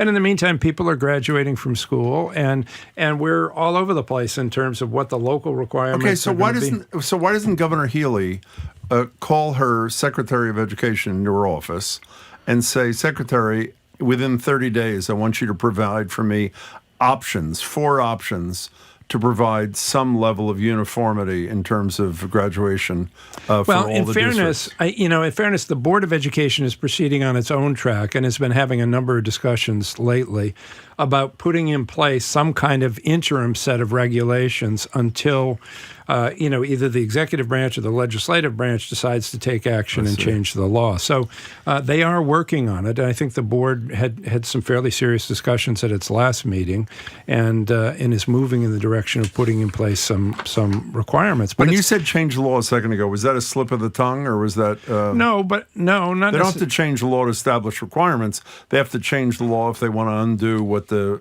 public did on the ballot. Yeah, I don't think that's likely. I don't think they're going to come back and undo it. But I think they're looking for some kind of satisfactory solutions. For example, do you prescribe a set of courses that everybody must take in order to graduate and regulate the quality of those courses? That's what a lot of states do, is it not? Well, don't we have that already? Yeah, we have the mass core that people ignore. But the argument against it is the quality of the courses, to say nothing of the grading. But the quality and content of the courses is highly variable. So if you're going to assure that really is a common standard, you have to have a massive regulatory and inspection system, which we don't have the capacity to do. But a number of states, I mean, that was the thing that came out of Tufts, is that a number of states do have that as their minimum threshold for graduation. Right. It's a course-taking requirement, which is basically, going back to the way things used to be. Another approach would be to have sort of a multi-tiered diploma, and we try to get away from this.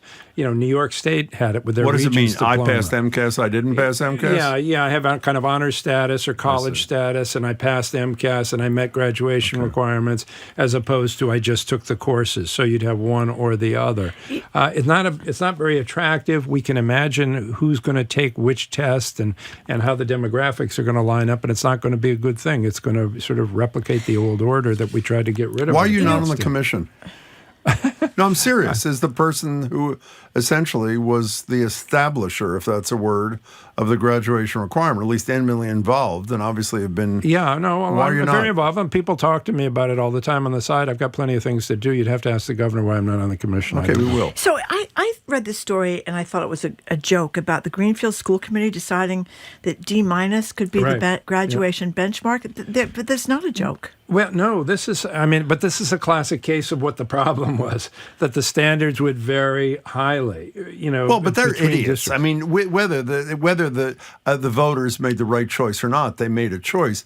D- should be the threshold? No, exactly. That's ridiculous. But they have the latitude to do it. I understand, but how irresponsible is that? People spoke. In response, you say a D- is adequate? Well, that's what they did. So there's thousands of kids, or I don't know how many kids are in Greenfield. And they're going to say that's all I have to do is get a D-. The reason they did it was they knew that if they held a C standard, 50% of the students wouldn't graduate. So they should all be dumped. Right? I mean, it's moron. I mean, really, that is stupid.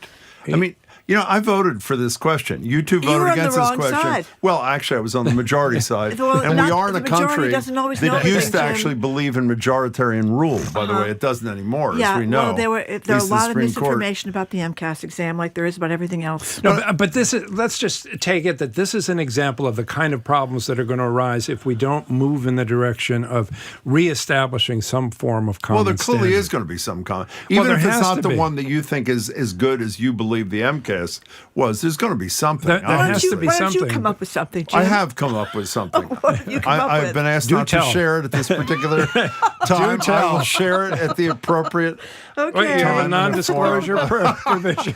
Yeah. Okay. Yeah. All right. Do you have anything so wait, else? can I just understand this? No, because this really matters. So the Board of Education, what is it called? The Board of Elementary Secondary Education. They're doing their own thing. Well, this commission is doing their own thing. Yeah. I assume the secretary is doing his thing. Well, no, the secretary is working with this commission, but he is also a member of that board, so he's in both discussions. You've got an interim. The board is dealing with what the interim situation is going to be for the next year or two until this commission reports, and presumably the legislature is going to be waiting for that if we're going to establish a new requirement. The governor's going to, in a way, it feels like kicking the can too far down the road. It feels like we ought to be able to make a decision. Yeah, like in a month. Well, that's the biggest criticism of Democrats in general, Jim, is that we can't do anything. But we know that it doesn't require a 5-year, 10-year window. But I have an idea. Since the MTA spent all this money to get rid of the MCAS, the graduation requirement, maybe they should come up with something. By the way, if you recall, when Max Page was in here, one of us, that would be me, said to them they did have to come up. I think they didn't. And by the way, my attitude was even pre-question. They had an obligation to do that. They didn't. Yeah. I mean, they just got in trouble their for thing something is else. Do your own thing. And frankly, I'm not that optimistic about a 31-member commission composed of every constituency group in the education universe coming up with something significant to create a sense of urgency. But they're going to do whatever the governor tells them to do, aren't they? I mean, that's what these task forces do. No, the people come to the table with their particular constituent's point of view, and you've got 360 degrees of points of view on that. So you're gonna wind up with some soft middle course. Well, there. you know what I'll do? I will release my recommendation earlier than originally I hope so. planned. Well, I guess the question is, do you want to do it, D- is in Greenfield? Do you want to do a D+ or maybe a C-? What do you think, Jim? Okay, fine. Again, even though you two are on the losing side here, the people have spoken. But I'm ready to move on. But this is just a complicated problem. I know you're not ready. And we shouldn't move on until I agree. I totally agree. There should be some uniform standard. I just didn't like that one. And we should move to it with some sense of urgency and not agree be waiting completely. 18 months here. Well, I think it would be 5 years. Okay, good. Paul, it's good to see you. Good to be with you. Next time you're here, I'll release my findings. Okay? All right. That's a promise. Good. That'll be topic number 1 on our agenda next time. Good to see you, Paul Reville. Thanks so much. Good to see both of you. Sorry, I was making a few jokes there. I wasn't we serious. love this joke. We need humor. In this day and age, we need all the humor. You know why? Because Marjorie doesn't have any findings to release. I do. I had the finding that was voted overwhelmingly down by my fellow citizens. Maybe next time we all come with I was trying hard. That's a good idea. Actually, you should. I mean, I'm sure you have a proposal. It's a very difficult. They got to come up with it. Okay, we got to go. I tried to lead the charge, and no one followed. That's right. No, Paul followed. Actually, there were 2 of you. See you later. All right. Bye, Paul Reville. Take care. Nice to see you. Speaking with former Massachusetts Education Secretary Paul Reville, former Secretary of Education from Massachusetts, and professor at Harvard University Graduate School of Education, where he also leads the Ed Redesign Lab. Coming up after a food break, food policy analyst. It's not a food break. After a quick break. Oops. Okay, that's my accomplishment for today. I didn't. No, you fixed it. Yeah, It's I fixed great. it. It's Okay. excellent. Food policy analyst Corby Kummer. We're going to talk about a potato cartel and also the price of eggs. You're listening to Boston Public Radio, 89.7 GBH, streaming at youtube.com/GBH News.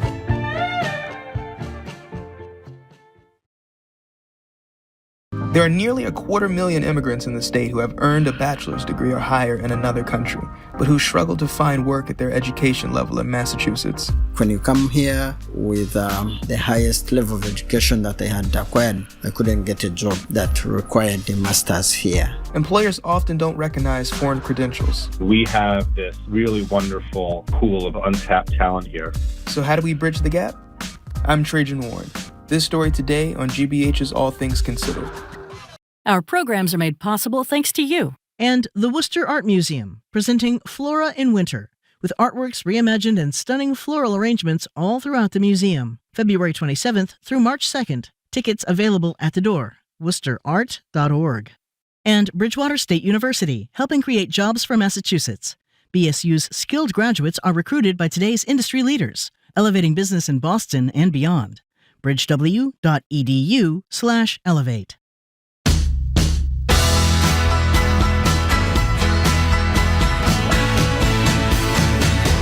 Welcome back to Boston Public Radio. Jim Browdy and Marjorie Egan are streaming at youtube.com/GBH News. We're at the library tomorrow. Congressman Keating from Massachusetts, who's been to Ukraine and Russia, will join us to discuss those 2 places.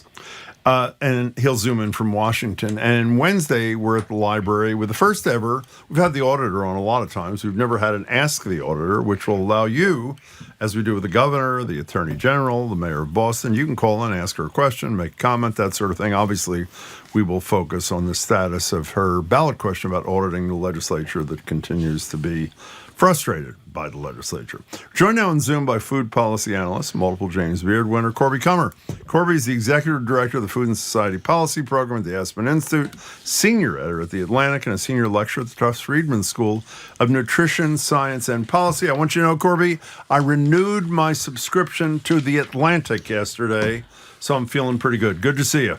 It's invaluable. We all need the Atlantic. It is fabulous. It's really cheap too. I forget how much because I have one too. $54.95. Don't let word get around. I thought it was less than that.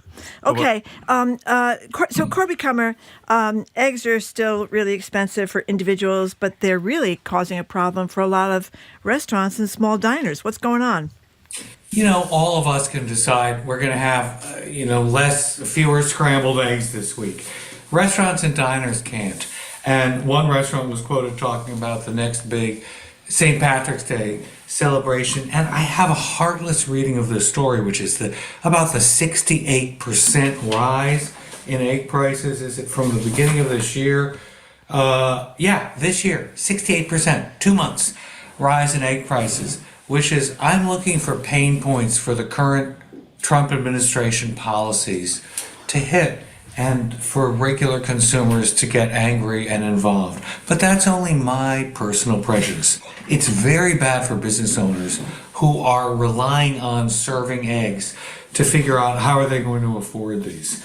And so it's about, diners and small people. And bakeries. I mean, bakeries are getting killed by this thing too, right? And all of the big Sodexo and Cisco and all the big food makers and food suppliers. But in fairness, the Trump administration, which I'm no fan of, what can they do about bird flu? Bird flu's the real reason, right? Stop disguising data about how far it's spreading. Stop defunding vaccines and remedial strategies that were already in the works about avian flu. Public health officials are just waiting. For example, have you heard about or do you read much about the measles outbreak in Texas? Yes, right. Unvaccinated Mennonites. And 22% of those children are hospitalized, which is huge. But the Trump administration won't allow the CDC to have daily calls about it. Same thing with bird flu. It's very hard to understand the extent of this, but it is easy to understand that public health funding is being cut that was trying to prevent spread of outbreaks. Is part of this the way the birds are kept? I mean, we have the free range pasture raised eggs option. They're more expensive, the pasture raised particularly. But is that part of the problem? Would it matter if they were raised in less crowded circumstances? It would. It would. More exposure to air. I have to say I'm not a bird farmer, but I know that some of the way it's spread is like Canadian geese and other birds droppings over, so if an animal is in the outdoors and pasture raised, that's one way it's spread. But the fact of the crowded conditions enormously stresses the animals, leaves them more vulnerable to infection, and makes it much easier for infection to spread. You know what stresses me? When you called them Canadian geese rather than Canada geese. That's Jim. What stresses me, Corby Kummer. It is Canada geese, is it not? Big deal. It's a huge... I won't make this mistake again. I should hope. Look it up to Corby, see can we get... No, let's not leave this yet.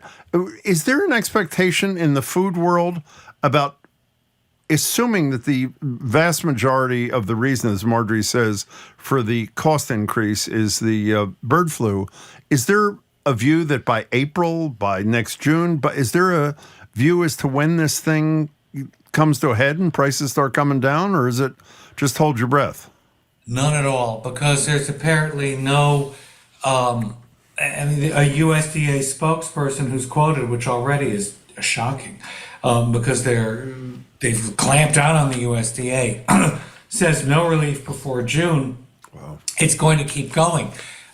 So no, it's just been spreading like wildfire and like viruses spread in flocks. So I don't think there is an end in sight. By the way, I don't know if we mentioned this on the air, and we should have, because since Corby mentioned vaccines a couple of times, I assume people know that Robert Kennedy, in one of his first acts as head of HHS, was to postpone the scheduled meeting, I think for this week, of the Vaccine Advisory Board, which has some of the most eminent scholars and practitioners on vaccines. It's called ACIP. What's it called? And every day there's a new outrage. And on Friday with CDC, it was postponing of ACIP. It was a meeting of ACIP that approved all of the COVID vaccine formulations. It had to approve them beforehand. They are international experts. Talking to Corby Kummer. So, this bears repeating because there was a story in the Globe last week. I just couldn't believe it, that this woman who was a stay-at-home mom got a little kid, says she wasn't going to vaccinate anybody anymore because she got the COVID vaccine and then she got COVID.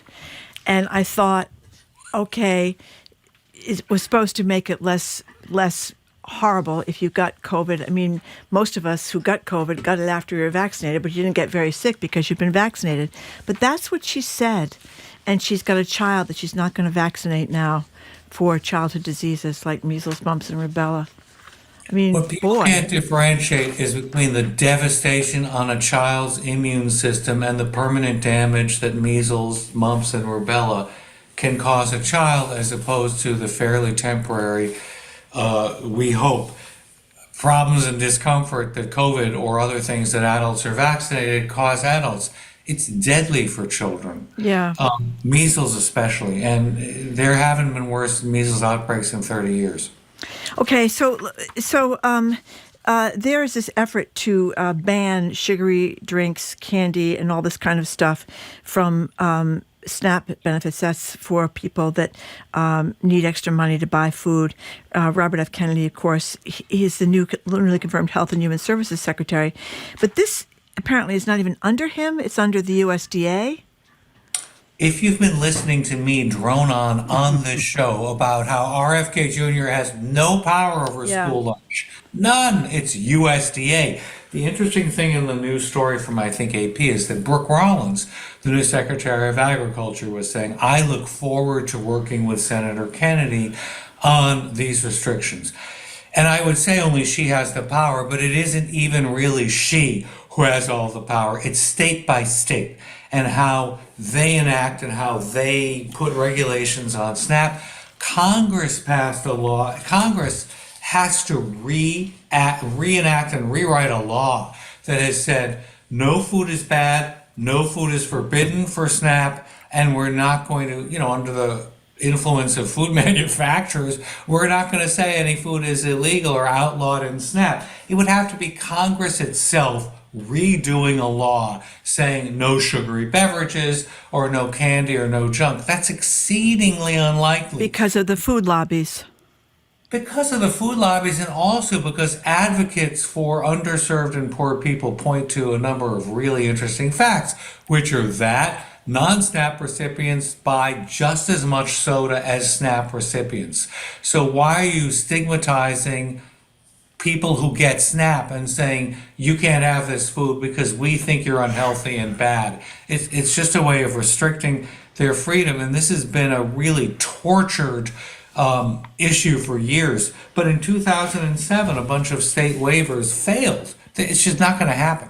I'm so glad you said what you said about their freedom. And a lot of people say, yeah, well, the difference is that they're spending my tax dollars to buy food. And my response to that, I'm totally with Corby on this. My response is, if processed foods and sweet drinks and candy are so horrible that people on food stamps shouldn't be allowed to purchase them, then we should ban them so that nobody can purchase them, not just poor people. You can't have one without the other. And this discrimination against low-income people who have to depend upon government funds to eat is ridiculous, particularly in light of the fact that all the research shows, and I'm sure you could bear this out, the vast majority of what they spend is not frivolously on crap. It's on basics to keep their families fed. Speaking of it, though, there is a great line. There's a Vanity Fair story about one of Trump's guys, Boris Epstein, I think is how you pronounce his name. And in the middle of this thing, Zoe pointed this out to, I love this. Behind this has nothing to do with the story. Behind his desk, Trump's mood is buoyant. He yells, "Bring me the poison." His basket of Starburst, Hershey miniatures, Laffy Taffy, and Tootsie Rolls instantly appears, quote, "Okay, get the poison out of here," he says, taking 2 handfuls. I don't know why that amuses me so much, but it's a great little image. Barack Obama's eaten 6 almonds. Of course, that was allegedly a made-up story, or whatever he ate. And he's grabbing 2 fulls of candy. On this one, I'm with Trump. No, it's a fabulous story because it's the constant hypocrisy of do as the doctor says, not as the doctor does. But also something I want to point out is Michael Wolff author Right. of this story, is the national Trump authority and whisperer. You know, Maggie Haberman has fabulous sources. Michael Wolff, I would argue, has even better sources. So this is a very long story. Vanity Fair is smart to be paying him, I'm sure, a fortune for these stories, but it was a delicious detail. And of course, he's a huge junk food advocate. So what is Delicious detail, beautifully put there, Corby Kummer. Thank you very much. We always talk about that Trump eats every all these bad things. But you got to say, for a 78-year-old guy, he certainly seems to be full of vim and vigor. He doesn't look any worse for the wear, Corby. I'm resisting adding anything to that comment except everyone's metabolism and genetics are different. Okay. By the way, a huge part of Nikki Glazer's act last night at the Wang was about Trump's spray tan, but unfortunately, none of it is repeatable. Oh, so okay. It's a shame you missed it. We're talking to Corby Kummer. So there is such a thing as a French fry cartel. Yes. Where apparently well, I don't know if it's surreptitious at all. I shouldn't have said that. They are circumventing antitrust laws by doing something that allows all the major manufacturers of frozen French fries to essentially manipulate the price. Did I get that right, Corby? I love this story and feel really bad that I don't know about it, because I do know about how I think it's a big four potato companies have been controlling the price of potatoes for decades in this country. But here it's such an easy loophole. All of the companies subscribe to the same software that tells them when and how to price their potatoes. And if they're all using the same software and acting on the same recommendations, that's price fixing. And is somebody going to call them on it, like the government? And there was a surprising, the government is saying this is bad. I cannot believe that the current government would prosecute them for this. But it extends to other kinds of recommendation software, a commercial real estate software called RealPage, which tells landlords how much they should be charging at what point for rents. The minute you read it, you think this makes complete intuitive sense. It leads to price fixing, but companies say, we need the best data and we want to act on the best recommendations because, what do we personally do with our finances? We have enormous funds that are relying on the same places for recommendations on how we invest our money. That's what huge companies do. What's interesting about, I'm embarrassed to say, I don't know, where does this story come from? What's the source of this thing? Vox. Vox, yeah. The interesting thing, and I think they're right about this, is if the same four biggest French fry manufacturers or the biggest landlords met in a room and agreed to set their prices, they'd be clearly in violation of law. But because they're doing it through this software to which they all subscribe, technically, I guess they could argue that they weren't violating the law, which is sad, is what the it's bottom so line. great, but except under Elon Musk's rules, nobody meets in rooms anymore anyway. That's a very fine point. We're talking to Corby Kummer, our food guy. So Jim mentioned earlier in the show, a lot of the farmers in big farming states are Trump people. They supported him. But there's some issues they're facing. Tariffs, funding freeze on some of the food they've already produced and hope to sell. So where are the farmers of America on the new presidency? They're confused. And again, my heartless, maybe egg prices are going to mobilize the public against the administration. Farmers are already saying, it's spring. We were promised money. There's a related and really salient story about USDA climate smart policies, a huge thing under Secretary Tom Vilsack for the last 4 years and the 8 years previously when he was a Secretary of Agriculture under Trump. He was enacting all kinds of help for small farms, especially to mitigate the effects of rainfall, of what's now politically, euphemistically called weather-related emergencies, because you can't call it climate change. All of this money has been frozen. Farmers have bought lambs that are about to give birth. They've installed fences. They've started spending the money they were promised by the USDA. They can't lose this moment in time because it's spring when they have to get ready to plant and they have to put these remediation effects and actually machinery and infrastructure improvements on their own farm. I also have to read a quotation, and then I'll tell you why. With this uncertainty, they're pulling out of farmers markets. These are farmers canceling contracts because they don't think they're going to have the capacity to meet them, said Vanessa Garcia Polanco, Government Relations Director for the National Farmers Coalition, Young Farmers Coalition. When funding is frozen, it sends a signal their business plan is not safe. She's a Food Leaders Fellow at Food and Society at the Aspen Institute. And she's fantastic, and I was so glad that the Associated Press found her to quote. But what it's pointing out is the uncertainty in the business climate of all of these freezes that begin, then they end, then they're lifted, then they start again. Complete uncertainty and chaos for farmers. What a related Washington Post story that you were talking about, Marjorie, said was they're looking at possibly very bad business repercussions from tariffs, but I don't think it went into if mass deportations begin, they lose their labor and they lose their ability to harvest. Well, I can tell you, though, this is purely anecdotal, but from responsible reporters, so I assume it represents the reality, is when I've seen farmers interviewed almost anywhere who are Trump supporters, whether it's on CNN, the New York Times, the Washington Post, and who are saying we're suffering because of the freeze of funds. We're suffering because of the tariffs or worried about potential future tariffs and whatever. What was the third thing you mentioned a second ago that's having an impact on farmers? Deportation of labor. Oh, the mass deportation. Some of them, there was one that I'll never forget, a cattle farmer, and I can't remember which, maybe Iowa, on CNN, who said he'd be out of business if there were mass deportations. Right. Virtually every single one of them has said they continue to support Trump, despite the fact that his policies could destroy their business, which is just, it's really...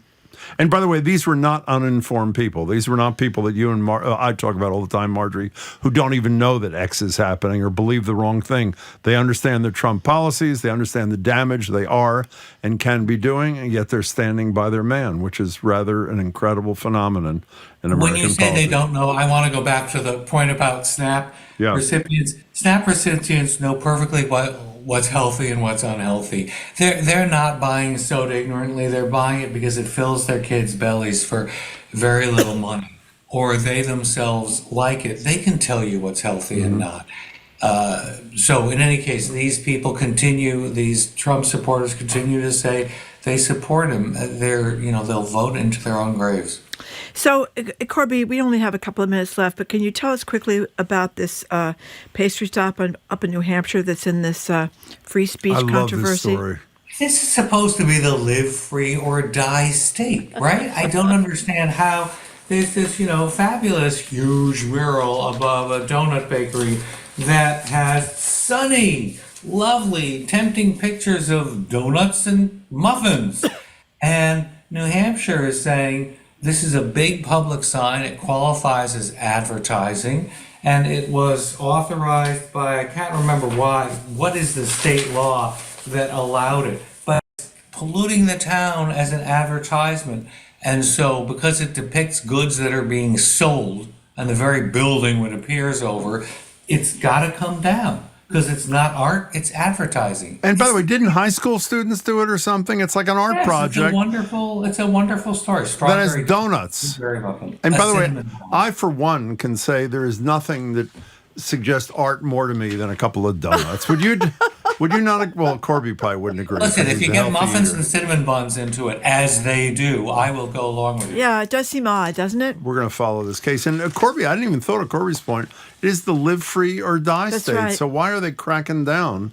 And the Virginia-based Institute for Justice is representing Sean Young of Levitt's Country Bakery, which illustrates this. And Virginia, government officials don't get to tell people, including entrepreneurs and businesses, what they can and can't pay. It's New Hampshire. Yeah. Why are they telling people what they can and can't pay? Do you have an answer for this, Jim? No, I do not. Okay. But I neither would do like I. a donut, actually. Sooner the better. Good to see you, Corby Kummer. And you. Corby Kummer, thank you very much. We have been speaking with Corby Kummer. He's our food analyst guy. He joins us every week, and we're very glad he does. Corby Kummer, we should say, is a executive director of the Food and Society Policy Program at the Aspen Institute, a senior editor at The Atlantic, and a senior lecturer at the Tufts Friedman School of Nutrition Science and Policy. Up next, we have just enough time for two more things. You're listening to Boston Public Radio, 89.7 GBH, streaming at youtube.com/GBH News. There's nothing cooler than an evening of jazz. I'm Al Davis. GBH Music and Jazz Boston are teaming up for a series of unforgettable concerts. On Thursday, February 27th, Triad, exploring the work of Hermeto Pasquale. Learn more and reserve your tickets at gbh.org/events.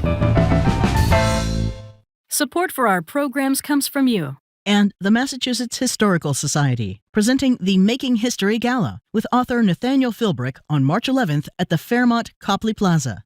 Tickets at masshist.org/gala. And Emerson Colonial Theater with a Broadway production of Jason Robert Brown and Alfred Urey's musical Parade, coming to Boston for 2 weeks, this March 11th through March 23rd. Tickets at emersoncolonialtheater.com.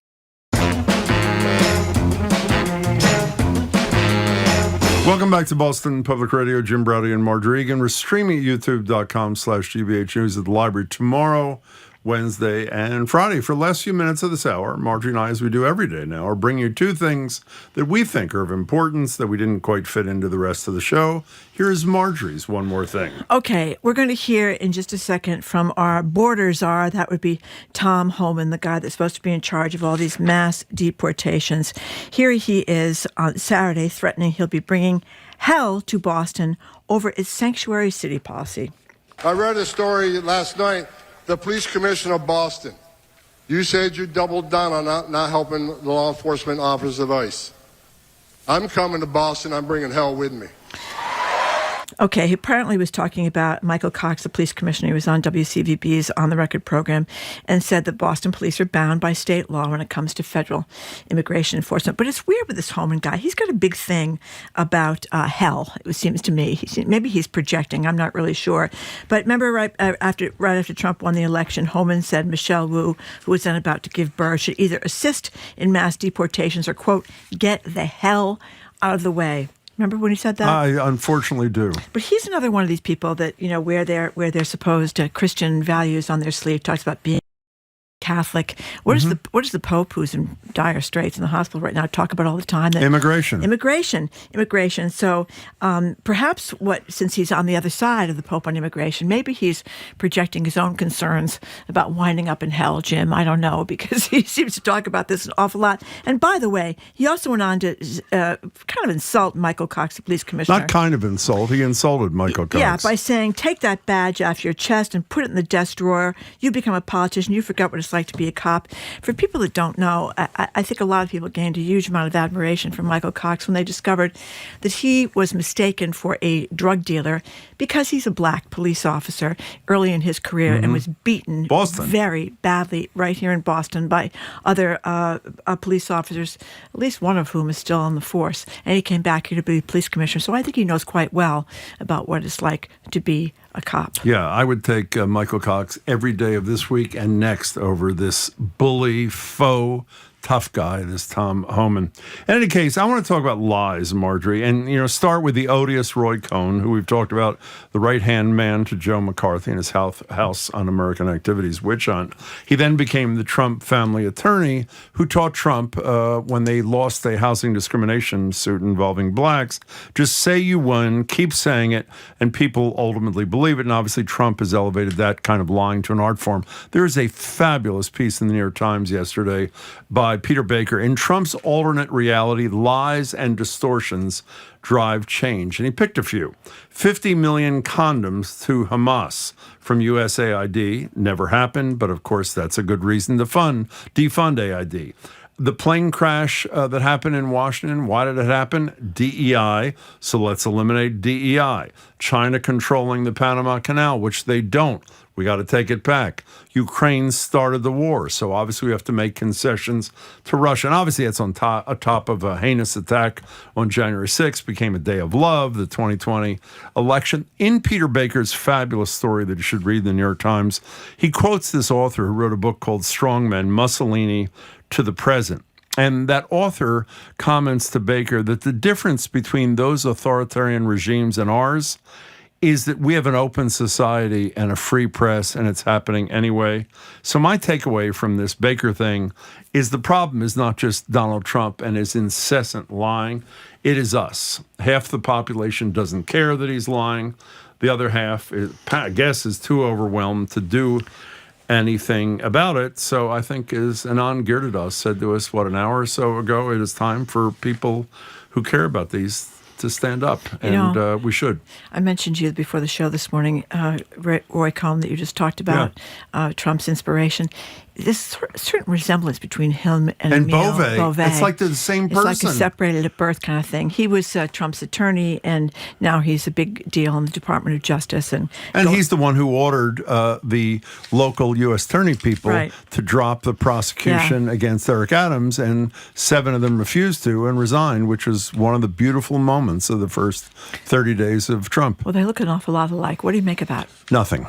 I don't. But I noticed the same similarity that you did. In any case, read Peter Baker's piece, In Trump's Alternate Reality, Lies and Distortions Drive Change. Coming up after the 1 o'clock news, tech guru Ihnatko tells us how worried we should be that Elon Musk and 19-year-old Big Balls have access. March 26 for sensory chocolate tasting.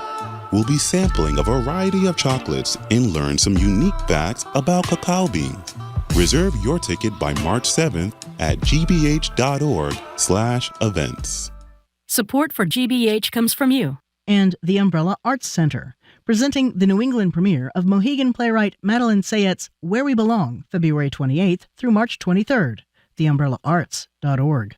And the Office of the Massachusetts State Treasurer.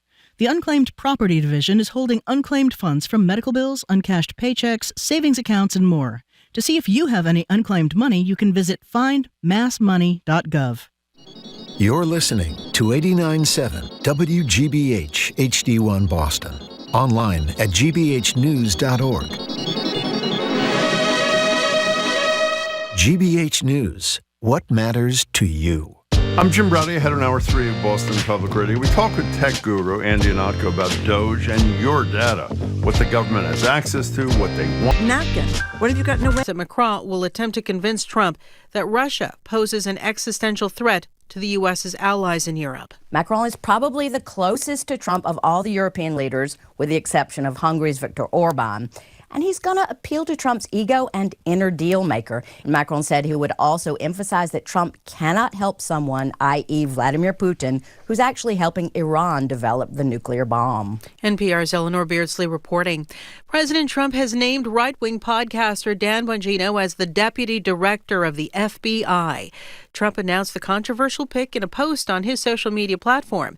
Here's NPR's Ryan Lucas. Dan Bongino is a former New York police officer and ex-Secret Service agent. After leaving law enforcement, he unsuccessfully ran for public office and became a right-wing pundit and host of a popular podcast.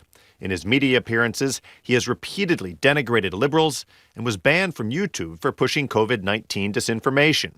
Now, Trump has tapped him for the number 2 job at the FBI as deputy to Kash Patel, putting 2 Trump loyalists in. NPR's Brian Mann reports this comes as Mayor Eric Adams faces growing criticism for cooperating with the Trump administration. The Roosevelt Hotel opened to migrants in 2023 when New York City was seeing 4,000 refugees a week. Mayor Adams now says the Roosevelt. Afternoon with the latest from the GBH Newsroom. I'm Henry Santoro. A new poll from UMass Amherst and WCVB finds that Massachusetts Governor Maura Healey hasn't had the easiest first term as governor. However, the good news for Healey is that a majority of voters still have a positive view of her governorship. A little past the halfway mark of her term, 57% of voters say that they think Healey is doing very or somewhat well as governor. The bad news is that voters are not happy with the way she's handling immigration or housing, two issues that voters are saying they are very concerned about. UMass Amherst and WCVB polled 700 Massachusetts voters from February 14 through the 20th. And unionized workers at Mass General Brigham have withdrawn their charges of unfair labor practices against the hospital system, citing concerns about the state of the National Labor Relations Board. Organizers from the union say that they did not expect charges originally filed in September of 2023 to progress any further on Blue Park in Fort Myers today. That is a 4:05 start. Around here, temperatures in the low 40s today, cloudy upper 30s. And on Wednesday at the Boston Public Library, we're going to be joined by Dana DeZoglio, the state auditor, for the first edition of Ask the Auditor. She'll take our questions and yours. Hello again, Jim. Hey there, and obviously give us an update on what the status of the ballot question that 72% of the people supported, which would require that she audit the legislature. We're now joined on Zoom by Tech Authority Andy Ihnatko. He will tell us what Big Balls is doing with your personal data. You can follow him on... How many times can we do the same? In any case, Never I think enough. Manny, Never never enough. enough. It's his fault. He named himself That's that. right. You can follow Andy on all social platforms at IHNATKO. Andy, it's great to see you. Thanks for joining us. Great to be here. Thanks. So, I mean, a lot of people are scared about this, thinking that maybe if they are... I am. You're not. Yes, I am. Okay. That if you're a Trump critic, which I am, suddenly you're going to be audited or you're going to be forbidden from ever getting Social Security or some terrible thing is going to happen to you. So how scared should we be? Mandate of the executive order, and there's no transparency about how they're doing it or who's doing it and what rules they're following. There's also very, very little guardrails in the executive order beyond just basically adhering to rigorous data protection standards and operating to the maximum extent consistent with law. Other than that, really nothing. So that's the real problem here.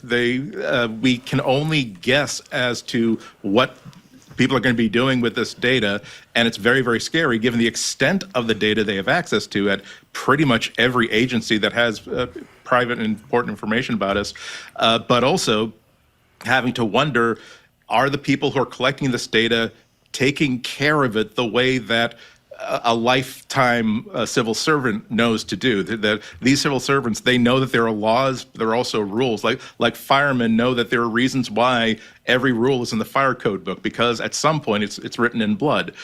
Everybody who handles data security and integrity in the government knows that there are reasons why there are rules and limitations on who can access, how they can access it, and what they can use to access that data with, because otherwise data integrity is non-existent and things can break. So yes, horrible things can happen. But I don't want people to think that the sky is going to fall tomorrow. This is all conjecture, but that's part of the problem. We can only conjecture, and we shouldn't accept just trust me, bro, from DOGE and Elon Musk, which is pretty much their defense at this point. Can we? You said in response to Marjorie, we don't know what they're going to do with it. What is it? Do we know, or is this conjecture too, as to what they've collected, had access to, or is this, as I say, just or as you said, just conjecture? It's pretty much everything. They have access to pretty much every government agency. They have license to basically enter and have full access to all of their systems. So the Department of Education, that means that they have the financial records of every college student who's ever applied for a loan. The Social Security Administration means they have all of your personal data. They can access your personal data, your Social Security data, SNAP benefits. If you're on Medicaid, possibly they might have access to medical records that your doctors might have filed for benefits. The IRS, potentially full access to all your financials. The Department, if you are a government employee, you are truly screwed. You should truly be because they're essentially the Office of Personnel Management has been hit which is a government's HR firm pretty much, has been hit especially hard by DOGE. They even installed their own server on the OPM's network, which in itself might be illegal, but that shows you what a free hand they're taking. So there are very few limits. Talking about, let's call him BB, There is, That's big balls, in case you don't know. It's not Netanyahu in this case. I'm thinking about my Italian Catholic mother up in heaven listening to this, and so I'm trying to be delicate here. You're doing it beautifully. Yes, go ahead. But I will give encouraging news in that after the first couple of weeks, kind of the shock has worn off, and the effects of pushback through lawsuits, through states' attorney generals, even through officers in these agencies is starting to bear fruit. Bibi was the person who had access to the IRS. Initially, DOGE wanted everything, just as they want access to pretty much every data, all the data they can get hands on. There's pushback from corporate tax filers, pushback from nonprofit groups, also pushback from within the agency. And so the Trump administration agreed to limit Bibi's access to the IRS. He's the only person at DOGE who accesses it. Secondly, he cannot access any personally identifiable information in the order. That is actually like in boldface in the agreement. And also, it's known because of that lawsuit that he's using what seems like a proper piece of hardware for accessing this data, which is a security-hardened laptop that he can't put a USB drive in and just copy data off of for his own or anybody else's uses. Those protections, you left one thing out, those protections only apply to those people who voted for Trump, by the way. So, Andy, in your memo, you gave a really good example because you're making it less abstract, which I think is really important because you see on television, DOGE is getting access to your data. It seems scary, but what does it mean? You raised a really interesting point I hadn't thought about. They go to the department, correct me if I get any of this wrong, they go to the Department of Labor. They look at complaints filed against, I don't know, Tesla, for example. Yeah. And if a complaint is filed, I mean, as someone who used to deal with the National Labor Relations Board all the time in my former life, there could be a lot of testimony and affidavits submitted and that sort of thing that are not public. Elon Musk, through Bibi or whoever else, has the ability to access information about who filed complaints about him or his supervisors or his company. That's correct, right? That's correct. Again, their basic game plan is whatever data these agencies have, they want to be able to examine it at minimum and exfiltrate it if possible. So this would mean that, again, what complaints against companies that are supposed to be private against the with the Labor Relations Board, they will be able to read that stuff and find out who's been rattling Tesla's cages inside the company. Two more questions from me. There's nothing this is a question, not a statement. There's nothing that individuals can do. Is there to protect their data, their information from all these people? Really, no, because there are laws on the books that protect our data and control how the government can actually use that data. As a matter of fact, just this morning, a judge ruled that has barred the Education Department and the Office of Personnel Management from giving access to any access whatsoever to DOGE because in the ruling, again, this is just a couple hours old, I've just read it, the judge said the continuing unauthorized disclosure of plaintiff's sensitive personal information is irreparable harm that money damages cannot rectify. Also, that it appears to be in violation of two very, very important laws that are on the books. For instance, adding that server to the Office of Personnel Management. There was a 2002 law that was designed to basically ensure that every time that the government adds new technologies and adds new services that affect the control of personal information, they have to do a privacy assessment investigation into it before they can do that. You can't just buy a server from Best Buy, plop it on the network, and Bob's your uncle. So that appears to be an example of a violation. All you can really do is put pressure on your local, on your senators, on your representatives, on your state attorneys general. These lawsuits that are being filed by state attorneys general are one of the points of the spear that is actually having an effect. DOGE is losing a great many of these battles. They're winning some as well, but there is so much pushback, and pushback will increase once it's known that this is an issue. We're willing to protest about this, and we think this is very, very important. You know, I was wondering about hacking of your stuff. I would think it's more vulnerable because of DOGE. Is it? 100%, yeah. Again, uncertainty. It's really hard to exfiltrate information for hackers, whether they're just commercial people or state industrial spies, to get access to personal information off of government computers, because again, we have these holy men and women attending to the altar that was keeping it protected and safe.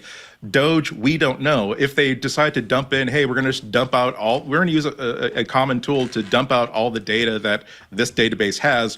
Okay, are you putting it on a secure system? Has this system been not just simply scanned against malware, but also specifically hardened against not just abuse by people on the outside, but also people on the inside?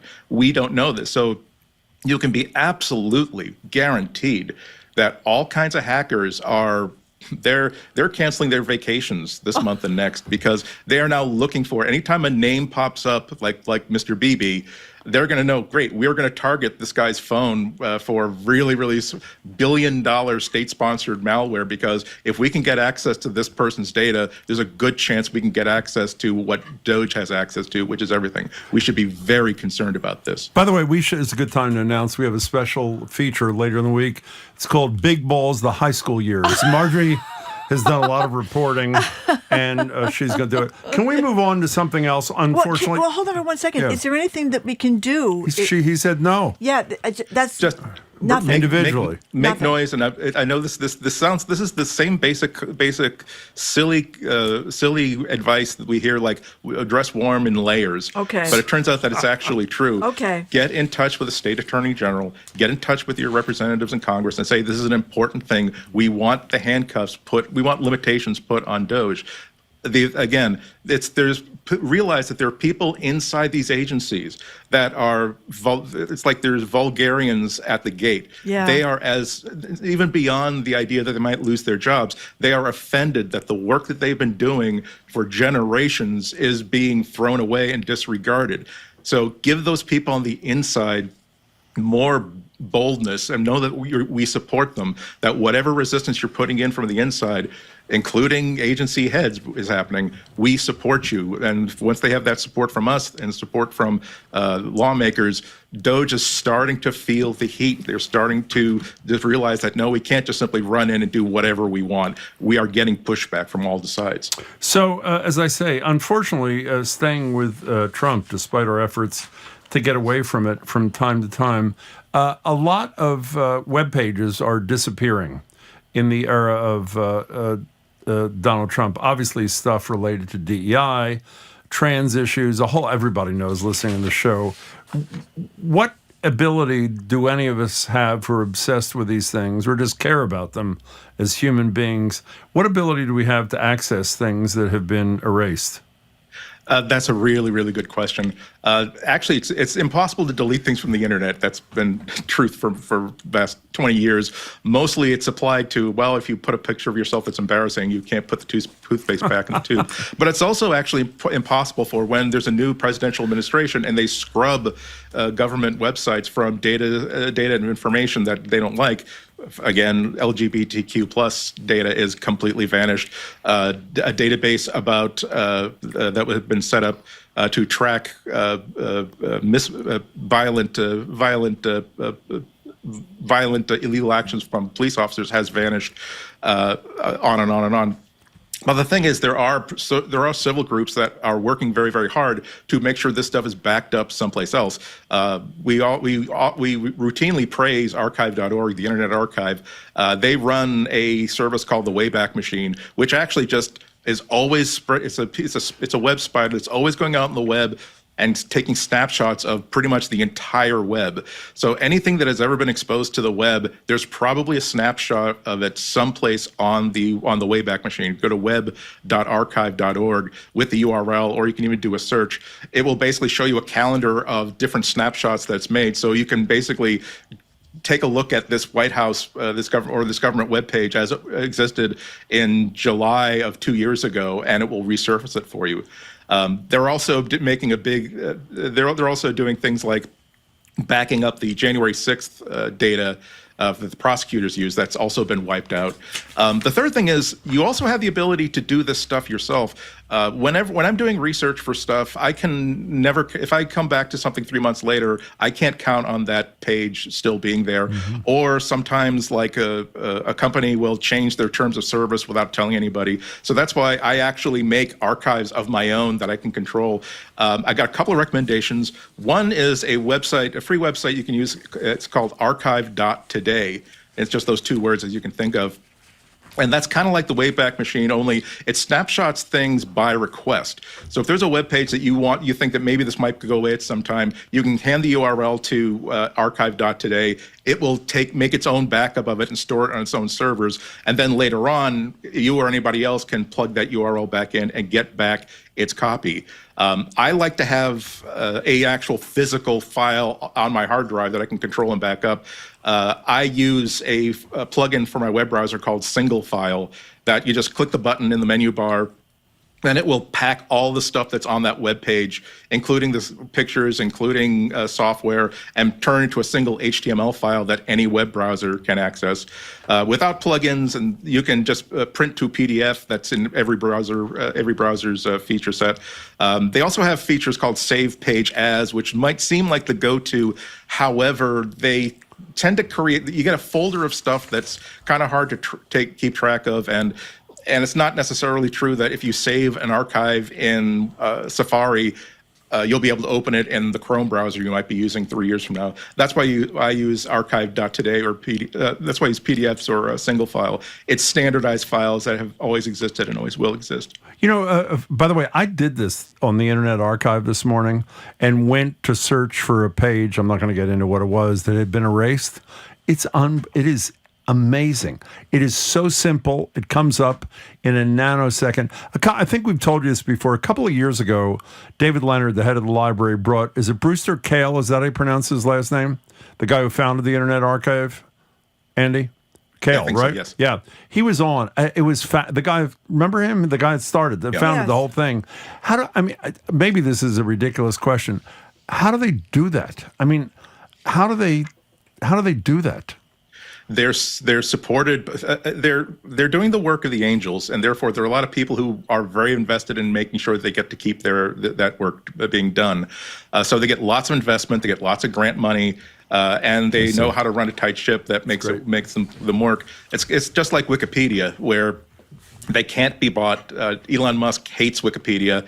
As a matter of fact, the Heritage Foundation, as part of their planning for 2025, was basically a plan of attack for uncovering editors and writers who contribute to Wikipedia and targeting them for harassment if they are editing web pages that don't put the conservative movement in a positive light.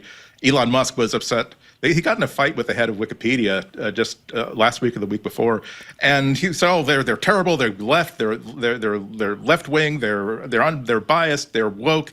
And the head of Wikipedia basically they were upset because on his Wikipedia page there was an update about his symbolic gesture that he made in public that is being debated. And the head of Wikipedia said, "Okay, if you think that we're biased, the text that was added says that he made a certain gesture which Wikipedia described. Some people have claimed it is a Hitler fascist salute. Elon Musk specifically says it is not a fascist salute, it's just a gesture. Tell me which of those 4 facts is not factual, and we will change them." But he doesn't like that because, again, it's not something he can control.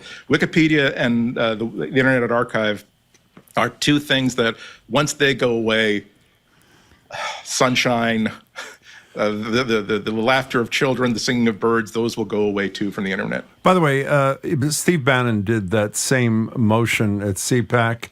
And for those of you out there who are in denial and buying this crap that it is purely their way to wave or show something to the audience, watch these videos a little bit and then text us at 877-301-8970 and tell us that that's what you think, because it ain't what happened.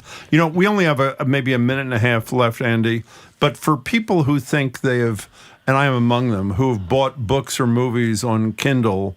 You just mentioned changing terms of service in another context. Can you give us a minute on some advice you'd give them for those who think they own these things?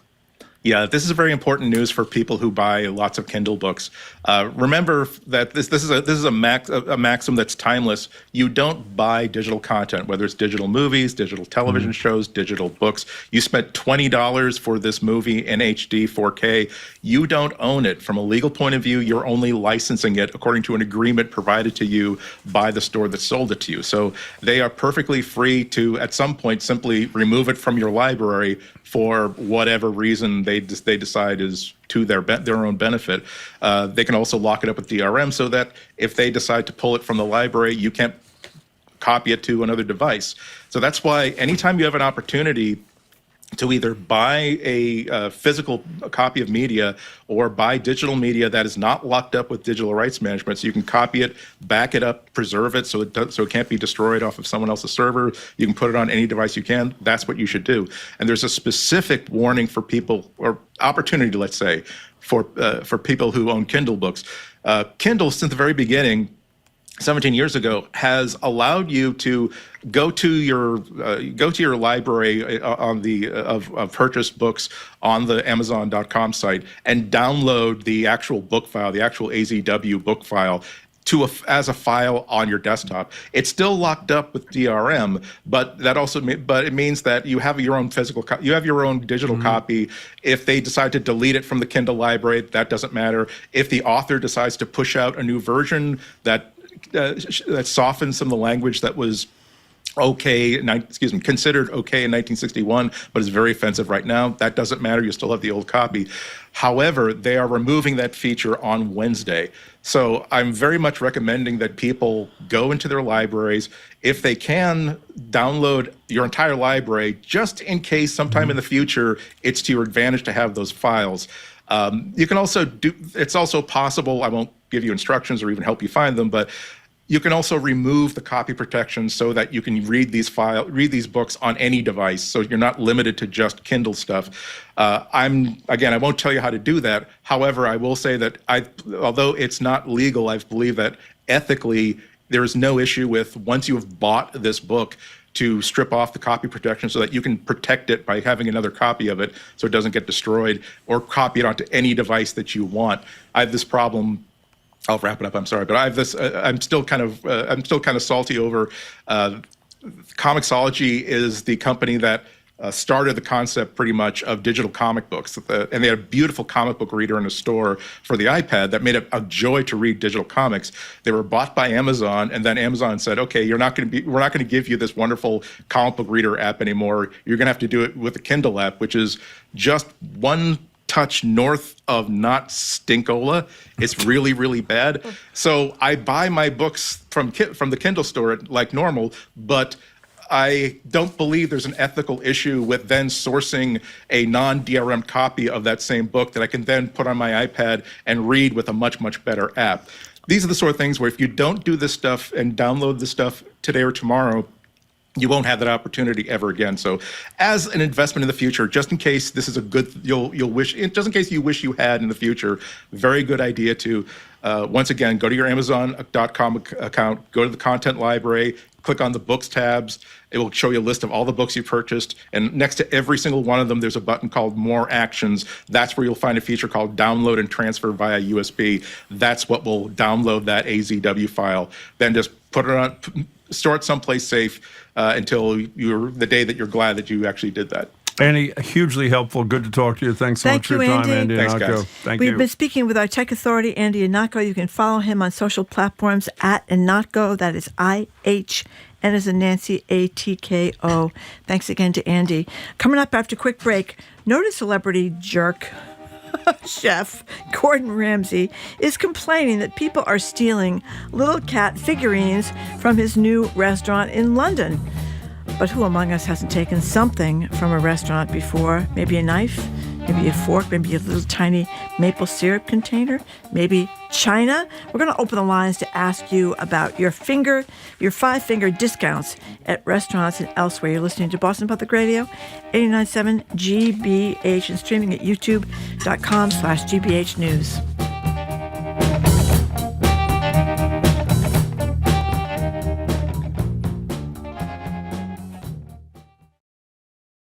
President Trump has ended temporary protection status for 500,000 Haitian migrants living in the U.S. How will this new order change life for Haitians in Boston and around the country? I'm Soraya Wintersmith. GBH News and the World are partnering with WNYC in New York and WLRN in Miami for Haiti on the Line, a live call-in show where we'll hear from journalists, social workers, the only Haitian American congresswoman in the U.S., and you. Join us tonight at 7 on GBH 89.7. Our programs are made possible thanks to you. And the Simmons Leadership Conference, a one-day event featuring keynote speakers including Brooke Shields, Cint Marshall, and Jessica O. Matthews. Thursday, March 20th, in person in Boston and online. InclusiveLeadership.com. And GM Roth Design Remodeling, Dreams Delivered, with custom kitchens, bathrooms, and additions. Serving New England for over 39 years. Learn more at gmroth.com.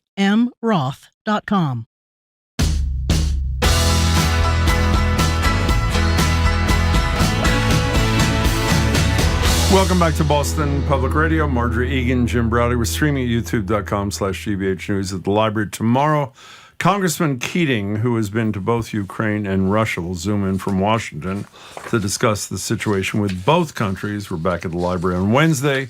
For the first time we've ever done Ask the Auditor. We've had the auditor on a lot. We've never opened it up for you to call with questions or comments, and we're doing that at 1 o'clock on Wednesday. So to set the stage for the last topic of the day, let's share some facts about Gordon Ramsay, just to get this part out of the way. He is one of the world's most popular chefs, known for reality TV shows where he's a total a-hole to aspiring chefs.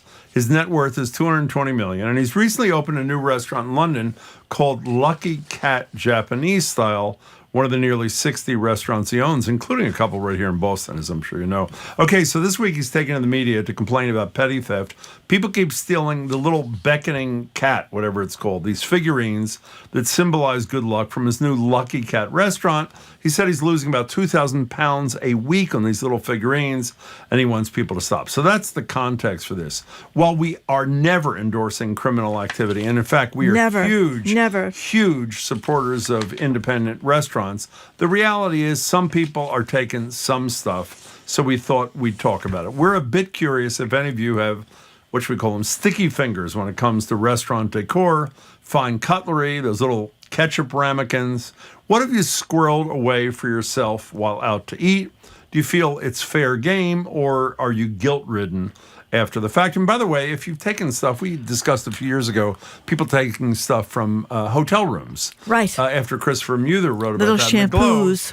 Art on the wall, television sets, etc. Well, that's a little much. I'm not saying, by the way, I'm not advocating the big taking thing, anything. the terry cloth robes. Terry cloth robes. But then they charge you for them. And they usually have a little thing in them. What do you call those little chipped kind of thing? Little chipped. In any case, the number is 8. Oh, really? How did you know that, Jim? Because someone I know tried to take one.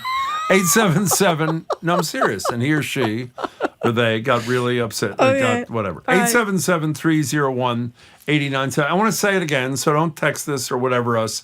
We don't want anybody doing this, even to Gordon, what's his name, Ramsay. But it happens, so we want to know what your mindset is when you take something. Now, for example, who were we was it Jamie, Zoe, somebody was talking about, I think it was Jamie said he didn't, and when he was growing up, he thought that sugar always came in those little packets. That's right. Because that's all his grandmother had in his house. I was the same way with my mother and sugar cubes. Remember, you used to, instead of little loose sugar in little packets, you used to have sugar cubes kind of thing. I cannot tell a lie. I have occasionally, only from a chain, I would never do it from a small independent restaurant, I have occasionally taken I've taken something that I probably shouldn't, and I shouldn't. And nobody should, but we have. So 877-301-8097. You know what some people take? And I love these things. I would never take these. You were saying you love them too. What are those little lamps called that are rechargeable? I don't know what you call them. Usually like brass things. Yeah. And you can recharge them. No cord. What are they called again, Jamie? Peanut lamps, thank you very much. Some people actually walk, they cost like $100. That's a little much. People walk off for those kind of things.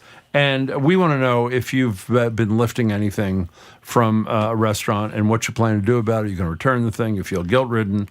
whatever. You haven't, I was about to tell what I'd taken, then I decided not to. You ever take anything? I mean, everybody takes ketchup packets. And well, I've taken a lot of sugar containers, too. I have some over here. Containers? No, for little tiny things. Packets. Like packets. Dunkin' Donuts. Now, do you think there's anything wrong with that? Well, I probably shouldn't take too many. I shouldn't. You know what I also take, too, which I shouldn't take, but as long as we're doing true confessions here. Yeah. When you go to the car wash, and before you go in the car wash, the little plastic bags and the containers you can put in your car for the little, little garbage for your bag. garbage? Yeah. Yeah. It's like 1/100 of a cent. You're supposed to take one. How many do you take? I've taken like 4 or 5. So you've taken like 3 cents worth of plastic bags. Well, that is unbelievable. Well, you're really supposed to take one. But listen to this one. What's that? I remember being a little kid going into Philip's Old Colony House in Dorchester. That's a great candy place. Yeah. With my parents and grandparents. There was a lovely silver salt and pepper set on the table. And when we were walking through the restaurant on our way out, they fell out of my grandmother's coat. That is unbelievable. I stood there in shock with my grandmother pulling on my sleeve and telling me we had to get out of there fast. That is really For a horrible. woman with 2 fake hips, she moved pretty quickly. Okay, so here is... That's Beth in Cambridge. Good. Let's to get you in the mood. Here's Gordon Ramsay on the Jonathan Ross show, talking about his new restaurant. Again, Lucky Cat, the one in London, where almost 500 of these cat figurines were stolen. I think in a week, was it a month or something? Jonathan Ross, well, you'll hear what Jonathan Ross says in return. Here's Ross, then Ramsay. These are what they had the chopsticks on the table. I thought you were allowed to take them home. If you went there and that was on your table, you would take it home, wouldn't you? There was 477 stolen last week. They cost £4.50 each, for God's sake. You shouldn't make them so nice and so small. No, I genuinely thought this was a gift from the restaurant. I thought, isn't that lovely? I went out, my pockets were cheap. No, I genuinely thought we were allowed to take them home. Did you steal the big cats from the bathrooms as well? I didn't steal, I took one because I thought... 877-301-8970. This is Jerry for the Berkshires. My 5-finger discount is taking a tablecloth from Durgan Park in the final weeks they were open. Oh, well, that's different. The server saw us do it and gave us a wink. On the way to the restroom, she walked right past the station, the waiter station with the tablecloth and silverware, stuck the tablecloth inside my jacket. Well, that's a different... I mean, the reason they winked them is Durgan Park, which used to be for young listeners or new to town at Faneuil Hall, which had been there like 400 years, and it was closing, so they took things as mementos. That's a little different. You think so?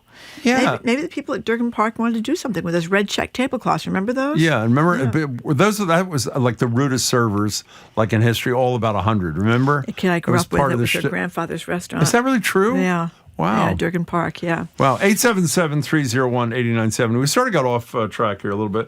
We're talking about, based on the painful thing that Gordon Ramsay lived through with these little cat figurines being stolen at like £5 each or whatever. That's the cost, not the weight. If you've ever taken anything from a restaurant in particular, but it could be a hotel room too, and how you felt about it and yourself after the fact. Mike in New Bedford, hi. If you're paying for something, you're not trying hard enough. Jesus. Mike just was released last week, by the way. I think it was last Thursday. 3 to 5. Good luck on your time out. Now, do you actually practice what you're preaching, Mike, or no? I have a great collection of steak knives. I have a great collection of those cloth napkins. Cloth napkins. If I go to the bathroom, there's a really nice candle. Yeah. Taking it. And I think this all started preschool. I used to steal Matchbox cars all the time. Oh, boy. So it's a long history, but yeah, if you're at a restaurant, actually, Charlie's down in Cambridge. Yeah. All the time. Which one in Cambridge? Charlie's. Oh, Charlie's. What'd you take? Whiskey glasses. What is wrong with you? What He's is a kleptomaniac. You're like a criminal. Clearly. Mike, thank you. No. What is it? It is. What? It is what it is. It is what it is. That is a beautiful, beautiful thought. It is what it is. Which is stealing. What? Okay, that's okay. That's all right. But we have a lot of stealers texting in. Read 'em. I steal pint glasses from bars if they have glasses that are printed with the bar or beer name on it. That's from Bruce in You know what Cambridge. I do when I want a glass at a restaurant? You're, of course, going to mock me and say it's not true. I say, can I buy one? If you really like it, can you buy one? And you know what happens if they say you can't buy one? You stick it in your pocket. That's what you do. Well, a lot of people are stealing glasses. This is a person that says, I don't steal from restaurants, but my husband and son have taken enough pint glasses to serve an entire bar. I'm too embarrassed to sign my name. Wow. Oh, my God. Furnished my first kitchen in my early 20s, taken from restaurants. That's horrible. You know, there was this story in the New York Post, which we rarely quote. There's some restaurant in the Hamptons called Mecca Sen, S-E-N. I assume it's a Japanese restaurant. The owner, I don't know if this is true, but they reported it, that this owner goes to a party in the Hamptons where his restaurant is, and he opens up a cabinet, and there are a whole cabinet full of sake cups from his restaurant. I mean, really? What? I mean, really? Oh, my gosh. We have a lot of thieves out there. Bruce in the road. Are you a thief? Hello, Bruce in the road. Yeah, I'm here. What do you take? Hi. Can you hear me? Yes. You can, yeah. Yeah, so I sell for the company that makes those Pina lamps. Oh, wow. And, yeah, and there's a special charger with those lamps. Right. Right, and if you steal one, you can't charge it. Wait a second. The charger is unique to each lamp? To the Pina lamp has a unique charger that the company makes. So you buy one charger? Like a little US. I'm not advocating this, but can't you buy one charger? The restaurants, it comes with a charger when you buy one. I know that, yeah. It comes with it. Yeah. So if let's say you call the company up, this is an old policy. What happened was there's so many were stolen out of restaurants that we had a policy that unless you could show a sales receipt of having bought that lamp, we weren't going to sell you a charger. Wow. Wow. Can I ask you a question that you may not understand, Bruce? Bruce. The uproar was so out. Yeah. Does the charger for the Pina lamp work on a dustbuster? Do you know? Marjorie lost her dustbuster charger. Okay, go ahead, Bruce. So go I'm ahead. sorry. Yep. Go ahead. The outrage was so humongous on the internet, and it was so negative about the company not selling chargers that they changed the policy, and now you can buy the chargers without a receipt. Wow. So people are walking out of restaurants with these lamps, right and left. Apparently, yeah. Yes, it's been a problem, yeah. Hey, Bruce, before you go away, I don't know if I said this on the air or this morning. I love those lamps. How much do they cost on average? That one, retail, the Pina is about $160. Wow. Wow. That's a lot of stealing. Yeah. That really is. Bruce, stay on hold, and I want to buy a couple of chargers from you. So I'm kidding. Bruce, thank you for the call. Now, I hesitate to do this. We just got a note from our colleagues who say, we have exclusive leaked audio of Gordon Ramsay, confronting some restaurant goers caught stealing the figurines. But every time we do that, it's usually actually making fun of you or me. Oh, okay. So do you want to take a chance or not? Sure, let's take a chance. So this is allegedly exclusive, underline, leaked audio of Gordon Ramsay confronting restaurant goers who were caught stealing the cat figurines. Here it is. Stop lying to me! What are you three doing? You've always got a fucking answer for everything. Just trying to shut it. It's actually pretty good. That was worth it. Listen Thank you. to this one. What has my father not taken from hotels? A vivid memory. My mother deliberately told my dad not to take any towels, and he promised he didn't. But as we were driving out of the parking lot, the manager insisted my mom stop the car so they could search the car my God. because the housekeeper could not find any towels when she went in to clean the room. How humiliating. Did you ever take anything other than little shampoo bottles from a hotel? I think I have taken those, yeah. No. Other than those. Everybody takes those. Oh, other than those? Yeah, other than those. No, I haven't You taken never any wrapped anything in a towel? No, I didn't from steal. a hotel? I didn't steal like you did. I didn't steal. You did. You stole the wraparound robes, the nice terry cloth robes. I did not steal a robe. I Yes, told you you the did. story 20 you knew times. That you got beeped. No, I did not. Yes, you did. I did get beeped. I did not do it intentionally. It was, why did you do this? Accidentally stuck it in my suitcase. Okay. I did, and it turns out it had a chip in it. And when they, I don't want to say caught me, when I discovered that I had inadvertently taken it, I brought it right back in immediately. What is your problem? Why do you have to accuse me because everything? You've done a lot of bad things. Move the thing over so I can. By the way, these. someone just said, move this over. Oh, sorry. The screen. I'll fix it. But wait, before you do that, what? This is interesting because Jared's going to join us in a while. One of our colleagues, who obviously has been to Jared's house, which would not be me. I've been to Jared's says house. Jared He has a lot tons of them. those Pina lamps. I have some of them too. In his house. I only have one, actually. Ask him if he's got a charger. But I just love it. Yeah, I just love it. Okay, let's go to Karen in the car. What do you think, Hi, Karen? Karen, what's up? Ooh, you're going the wrong way, Well, Jim. okay, no one knows what you're talking about, Marjorie. It's an in-studio thing. Could someone come? Oh, I got it. Okay, fine. Thank you. Go ahead. Okay. Sorry, Karen. What's up? Okay. Hi, you guys. Can you hear me? Yeah. We can, yes. Okay. So I was completely embarrassed that I was going to call and tell you this story. But after hearing everything that everybody feels, I'm not embarrassed at all. Go ahead.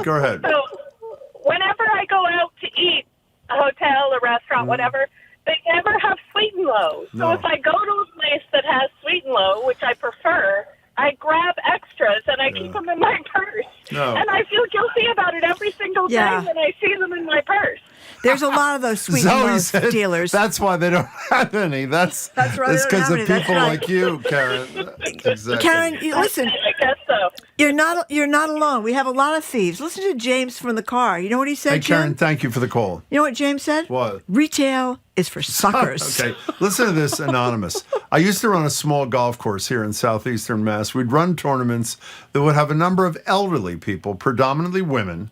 And after those events occurred at our facility, we'd have to go back in and restore all the toilet paper and all the salt and pepper shakers that would mysteriously disappear.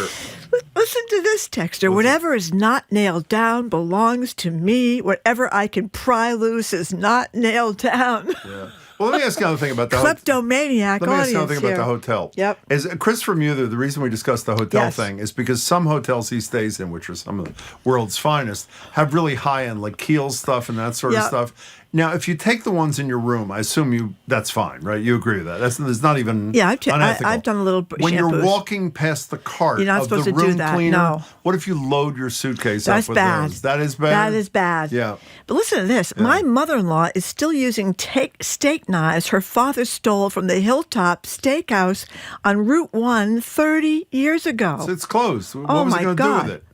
Here's an anonymous texter. I don't know what they're writing about. Why are you surprised, I assume you, that the Wawa bandits stole a That's robe, right. Marjorie? What does that mean? That's right. Jim had to resign from the Wawa because they were bringing in a lie detector the They next were. day, supposedly, to cross-examine those who Why worked don't for you the tell store. the whole story, by the way? Because so many things were missing No, from that the is not the store. whole story. The whole story was I was the assistant You were manager the of assistant the Wawa manager, that's right. on the University Leading of the Pennsylvania charge. campus. And I resigned out of protest because I didn't want to see my workers submitted to a lie detector test. Oh, somebody's texting me from my hometown of Fall River talking about the Why? China Royal restaurant, which I do what remember. restaurant? China Royal. It was a long time a restaurant that I used to go to all the time when I was Yeah. a kid. This person's mother said they took a whole tea set from the China That is Royal really- what is restaurant wrong with these that we people? still have in I'm the serious, house. Father. What kind of people do They this? bring in a big pocketbook and shove Was that like everything a in there. family-owned business? I don't know, but they What's had the great one- poo-poo platters, Jim. Really? Yes, that was the Okay. big thing years ago. Okay, that was. Okay, let's go to Bill and Dudley. Thank Hey, you for Bill. calling, Bill. What's the deal?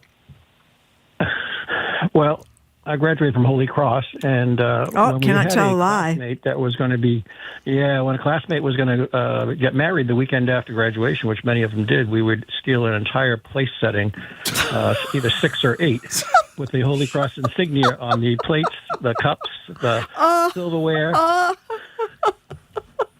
That's pretty expensive, By Bill. the way, Bill, you sound so proud too. Are you?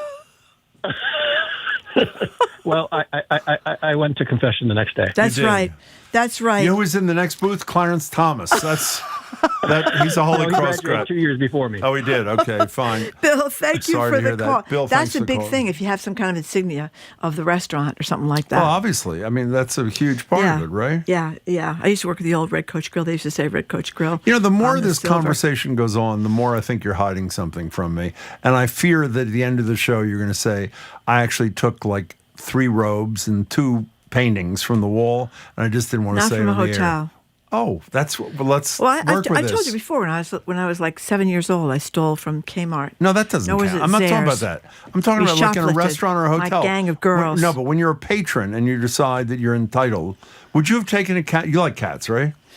I do like cats. Okay, would you have taken a cat figurine? Now, he is one of the biggest jerks on the planet. Would you feel that you were entitled to take a cat figurine from the Lucky Cat restaurant of Gordon I'm Ramsay? not really into cat figurines, but you know what people steal apparently all the time? The little maple syrup containers. Yeah. You know, like they have jelly and maple syrup. Can I tell you, one of my great thrills in a restaurant is if when you ask for ketchup, instead of putting like loose ketchup in a thing, they bring you a little glass container, a mini ketchup or a mini. People love those. Oh, like catnip. how fast can you leave with those babies? I mean, and they're in little, like they have labels on them, and it's a beautiful, beautiful thing. Let's go to Danny. My mother would wipe the entire table clean every time she went to the Hilltop. No wonder the Hilltop had to go out of business. Still got the thing there, though. Oh, Jim, you hang out in Truro in the summertime. I do, yeah. Apparently, there's a restaurant in Truro that has great steak knives. What is and it? this texter has several. Which one? They didn't give us the name, but they just said they've collected Ask steak knives. them, text back and say what the name of the restaurant is. Danny on the road, you're next on what? What do you? What is with you? The way senior women attacked the old Hilltop at lunch, the lunchtime special, it was like organized crime. The roll containers, little butter wraps, spoons, and all into these giant pocketbooks. Wow, the little old lady crime syndicate up at the Hilltop. An anonymous texter says the Holiday Inn has beautiful coffee tables. So this is not good. There's really them. Oh, apparently this is rampant. Danny on the road. What do you think, Danny? Hello, Danny. My very first apartment happened to somehow the cutlery all looked just like the dorm cutlery. That's all I can say. What a coincidence. I feel really bad about something I did in high school. A friend of mine and I were in, I think it was either Taco Bell or Wendy's, and they had those little tables that were for two people with the chairs attached, and we thought it would look really cool for a game table in a basement. So we were kind of like walking out, kind of looking casual, trying to carry this thing barely off the ground, and the manager saw us and ran out after us, and so we didn't get away with it, but, we ran, got in the car, and she's like, guys, don't do that, that's bad. And then she turned around, and the door locked behind her. And she's sitting outside. She was the only one there, I think, and she's there with a table. She can't get back into the restaurant. And this was back in the 80s when there were no cell phones. I feel bad about that for her, as opposed to, I'm pretty sure that Taco Bell could have handled a small table disappearance. That is a beautiful story, actually. Thank you for sharing that with us, Danny. It's beautiful. You laughed, you cried, all that sort of thing. Thank you. Went out to dinner with my parents and a college friend. I must have been 22 or 23. We didn't finish the pitcher of margaritas, so my mother draped her coat over her arm and put the pitcher filled with margaritas home with us. Wow. I am fairly bold. I would do not. Would you do any of these things? Well, a bar owner says people steal everything all the time. I guess people just do it. What was the restaurant where someone texted a few minutes ago? The text disappeared. It said what's printed on it is this glass stolen from the whatever cafe or whatever, the Sunset Cantina, wherever that is. I don't know where that is. But in any case, Davida, you're in Vermont. You're on Boston Public Radio. Thank you so much for calling. Hi. Hey. Well, first thing I remember my father ever stealing, he used to take other things like silverware, but he had this idea that he had to have a rock garden. Sure. I grew up in eastern North Carolina, and there was nothing but sand and dirt. Yeah, Sure. well, it wasn't so nice. But anyway, and so he and his best friend Ralph and I got in the car, and we drove to UNC Chapel Hill, and they hiked around and hauled rocks down to the back of the car, put them in the trunk, and took them home, and Daddy had his rock garden. That's a lovely family story, Davida. That's a good one. Davida, thank you very much. That is Listen to this beautiful. one. Good Lord, did you ever think you had so many kleptomaniacs that listened to your show? I'm not going to feel guilty anymore when I grab a few extra sweet and lows at Dunkin'. That's Tom from Framingham. And somebody else texts and says, is it bad that I stole the hotel Bible? That's a good one. That's a good one. Let me just say one thing I've never stolen that I'm always tempted. When you go to a good restaurant and the steak knives are so, not only are they sharp and beautiful, but, well, not sharp, but beautiful, and I've never stolen a steak knife, but I've been, what do you make? Why's your mouth open? My dad stole the drapes from the bathroom in a restaurant in the Alps. Yeah. Wow. Yeah. Well, in any case, you clearly are going to lie and say you've never stolen anything. No, I took an Ottoman from the Mandarin. No, you did not. You know, the Lennox has that car service. I stole their Suburban ones. I have all those things. Have you ever taken anything major from a restaurant or hotel? No, but we have a friend who does Marjorie. Who? I can't say this on air. Begin with a J? Yeah. I knew it. She does? Yes. Yeah. She always carries a large bag. And then Is that really true? As I'm signing the check, I'll see this movement out of the corner of my eye. Suddenly. What does she take? Silverware? I'm so going to get in trouble for this. Silverware? No. Glasses? Yes. What kind of glasses? Nice glasses. A glass. Nice glasses. Also, okay. she is. I think it's fair to say she's not an impoverished person. Is No, that fair? Somebody Not at all. just stole a beautiful bathrobe from the Four Seasons in Maui. I have to say, I'd consider Wow. that. Yeah, Wouldn't those you are about consider that if it $200 said or more. Maui? What if it said like White Lotus on it? Wouldn't you? You watched the first episode of the new White Lotus? No, because I like to see. I have them all built you wanna up and then binge I it? binge it. It's Yeah, fabulous. Is it I saw great? the first episode. Have can't wait. you binged the whole thing? No, you can't. It's not up. Oh, I You don't saw the binge first on one. HBO. It's pretty nice. All I could great. think of was Christopher Muther being at that hotel. He was. He actually went to that So hotel jealous. in Thailand, and boy, the scenery is so gorgeous. It's going to be really good. Okay, so what's on the show there thing? So we're going to be talking to Megan Marshall, the Pulitzer Prize winning biographer great. who has a new book. Jesus. Yeah, it's called After Lives, and she's weaving her own life. The biographer turns the pen on herself in this book. We're going to talk to Bob Trapani, who is the champion of lighthouses in Maine because the World Monuments Fund has recognized them as in need of saving, all 66. And then we're going to preview a Bollywood fusion competition that's coming to Boston. What is a Bollywood fusion? It's a dance competition. Can I tell you, I was at a liquor store and they were doing a Bollywood dance thing on the wall. It was like so electric. It was just And so while everybody was watching that, unbelievable. you were slipping the bottles into your bag. A couple of bottles Tequila of Prosecco I may have and- done, yeah. You know, Okay, we have what? people stealing from hospitals. They go in, they get all these extra bandages. What's interesting? What's going on around town? We're talking all things arts and culture on The Culture Show, next on GBH 89.7. Funding for our programs comes from you. And Celebrity Series, presenting Kodo live at Symphony Hall.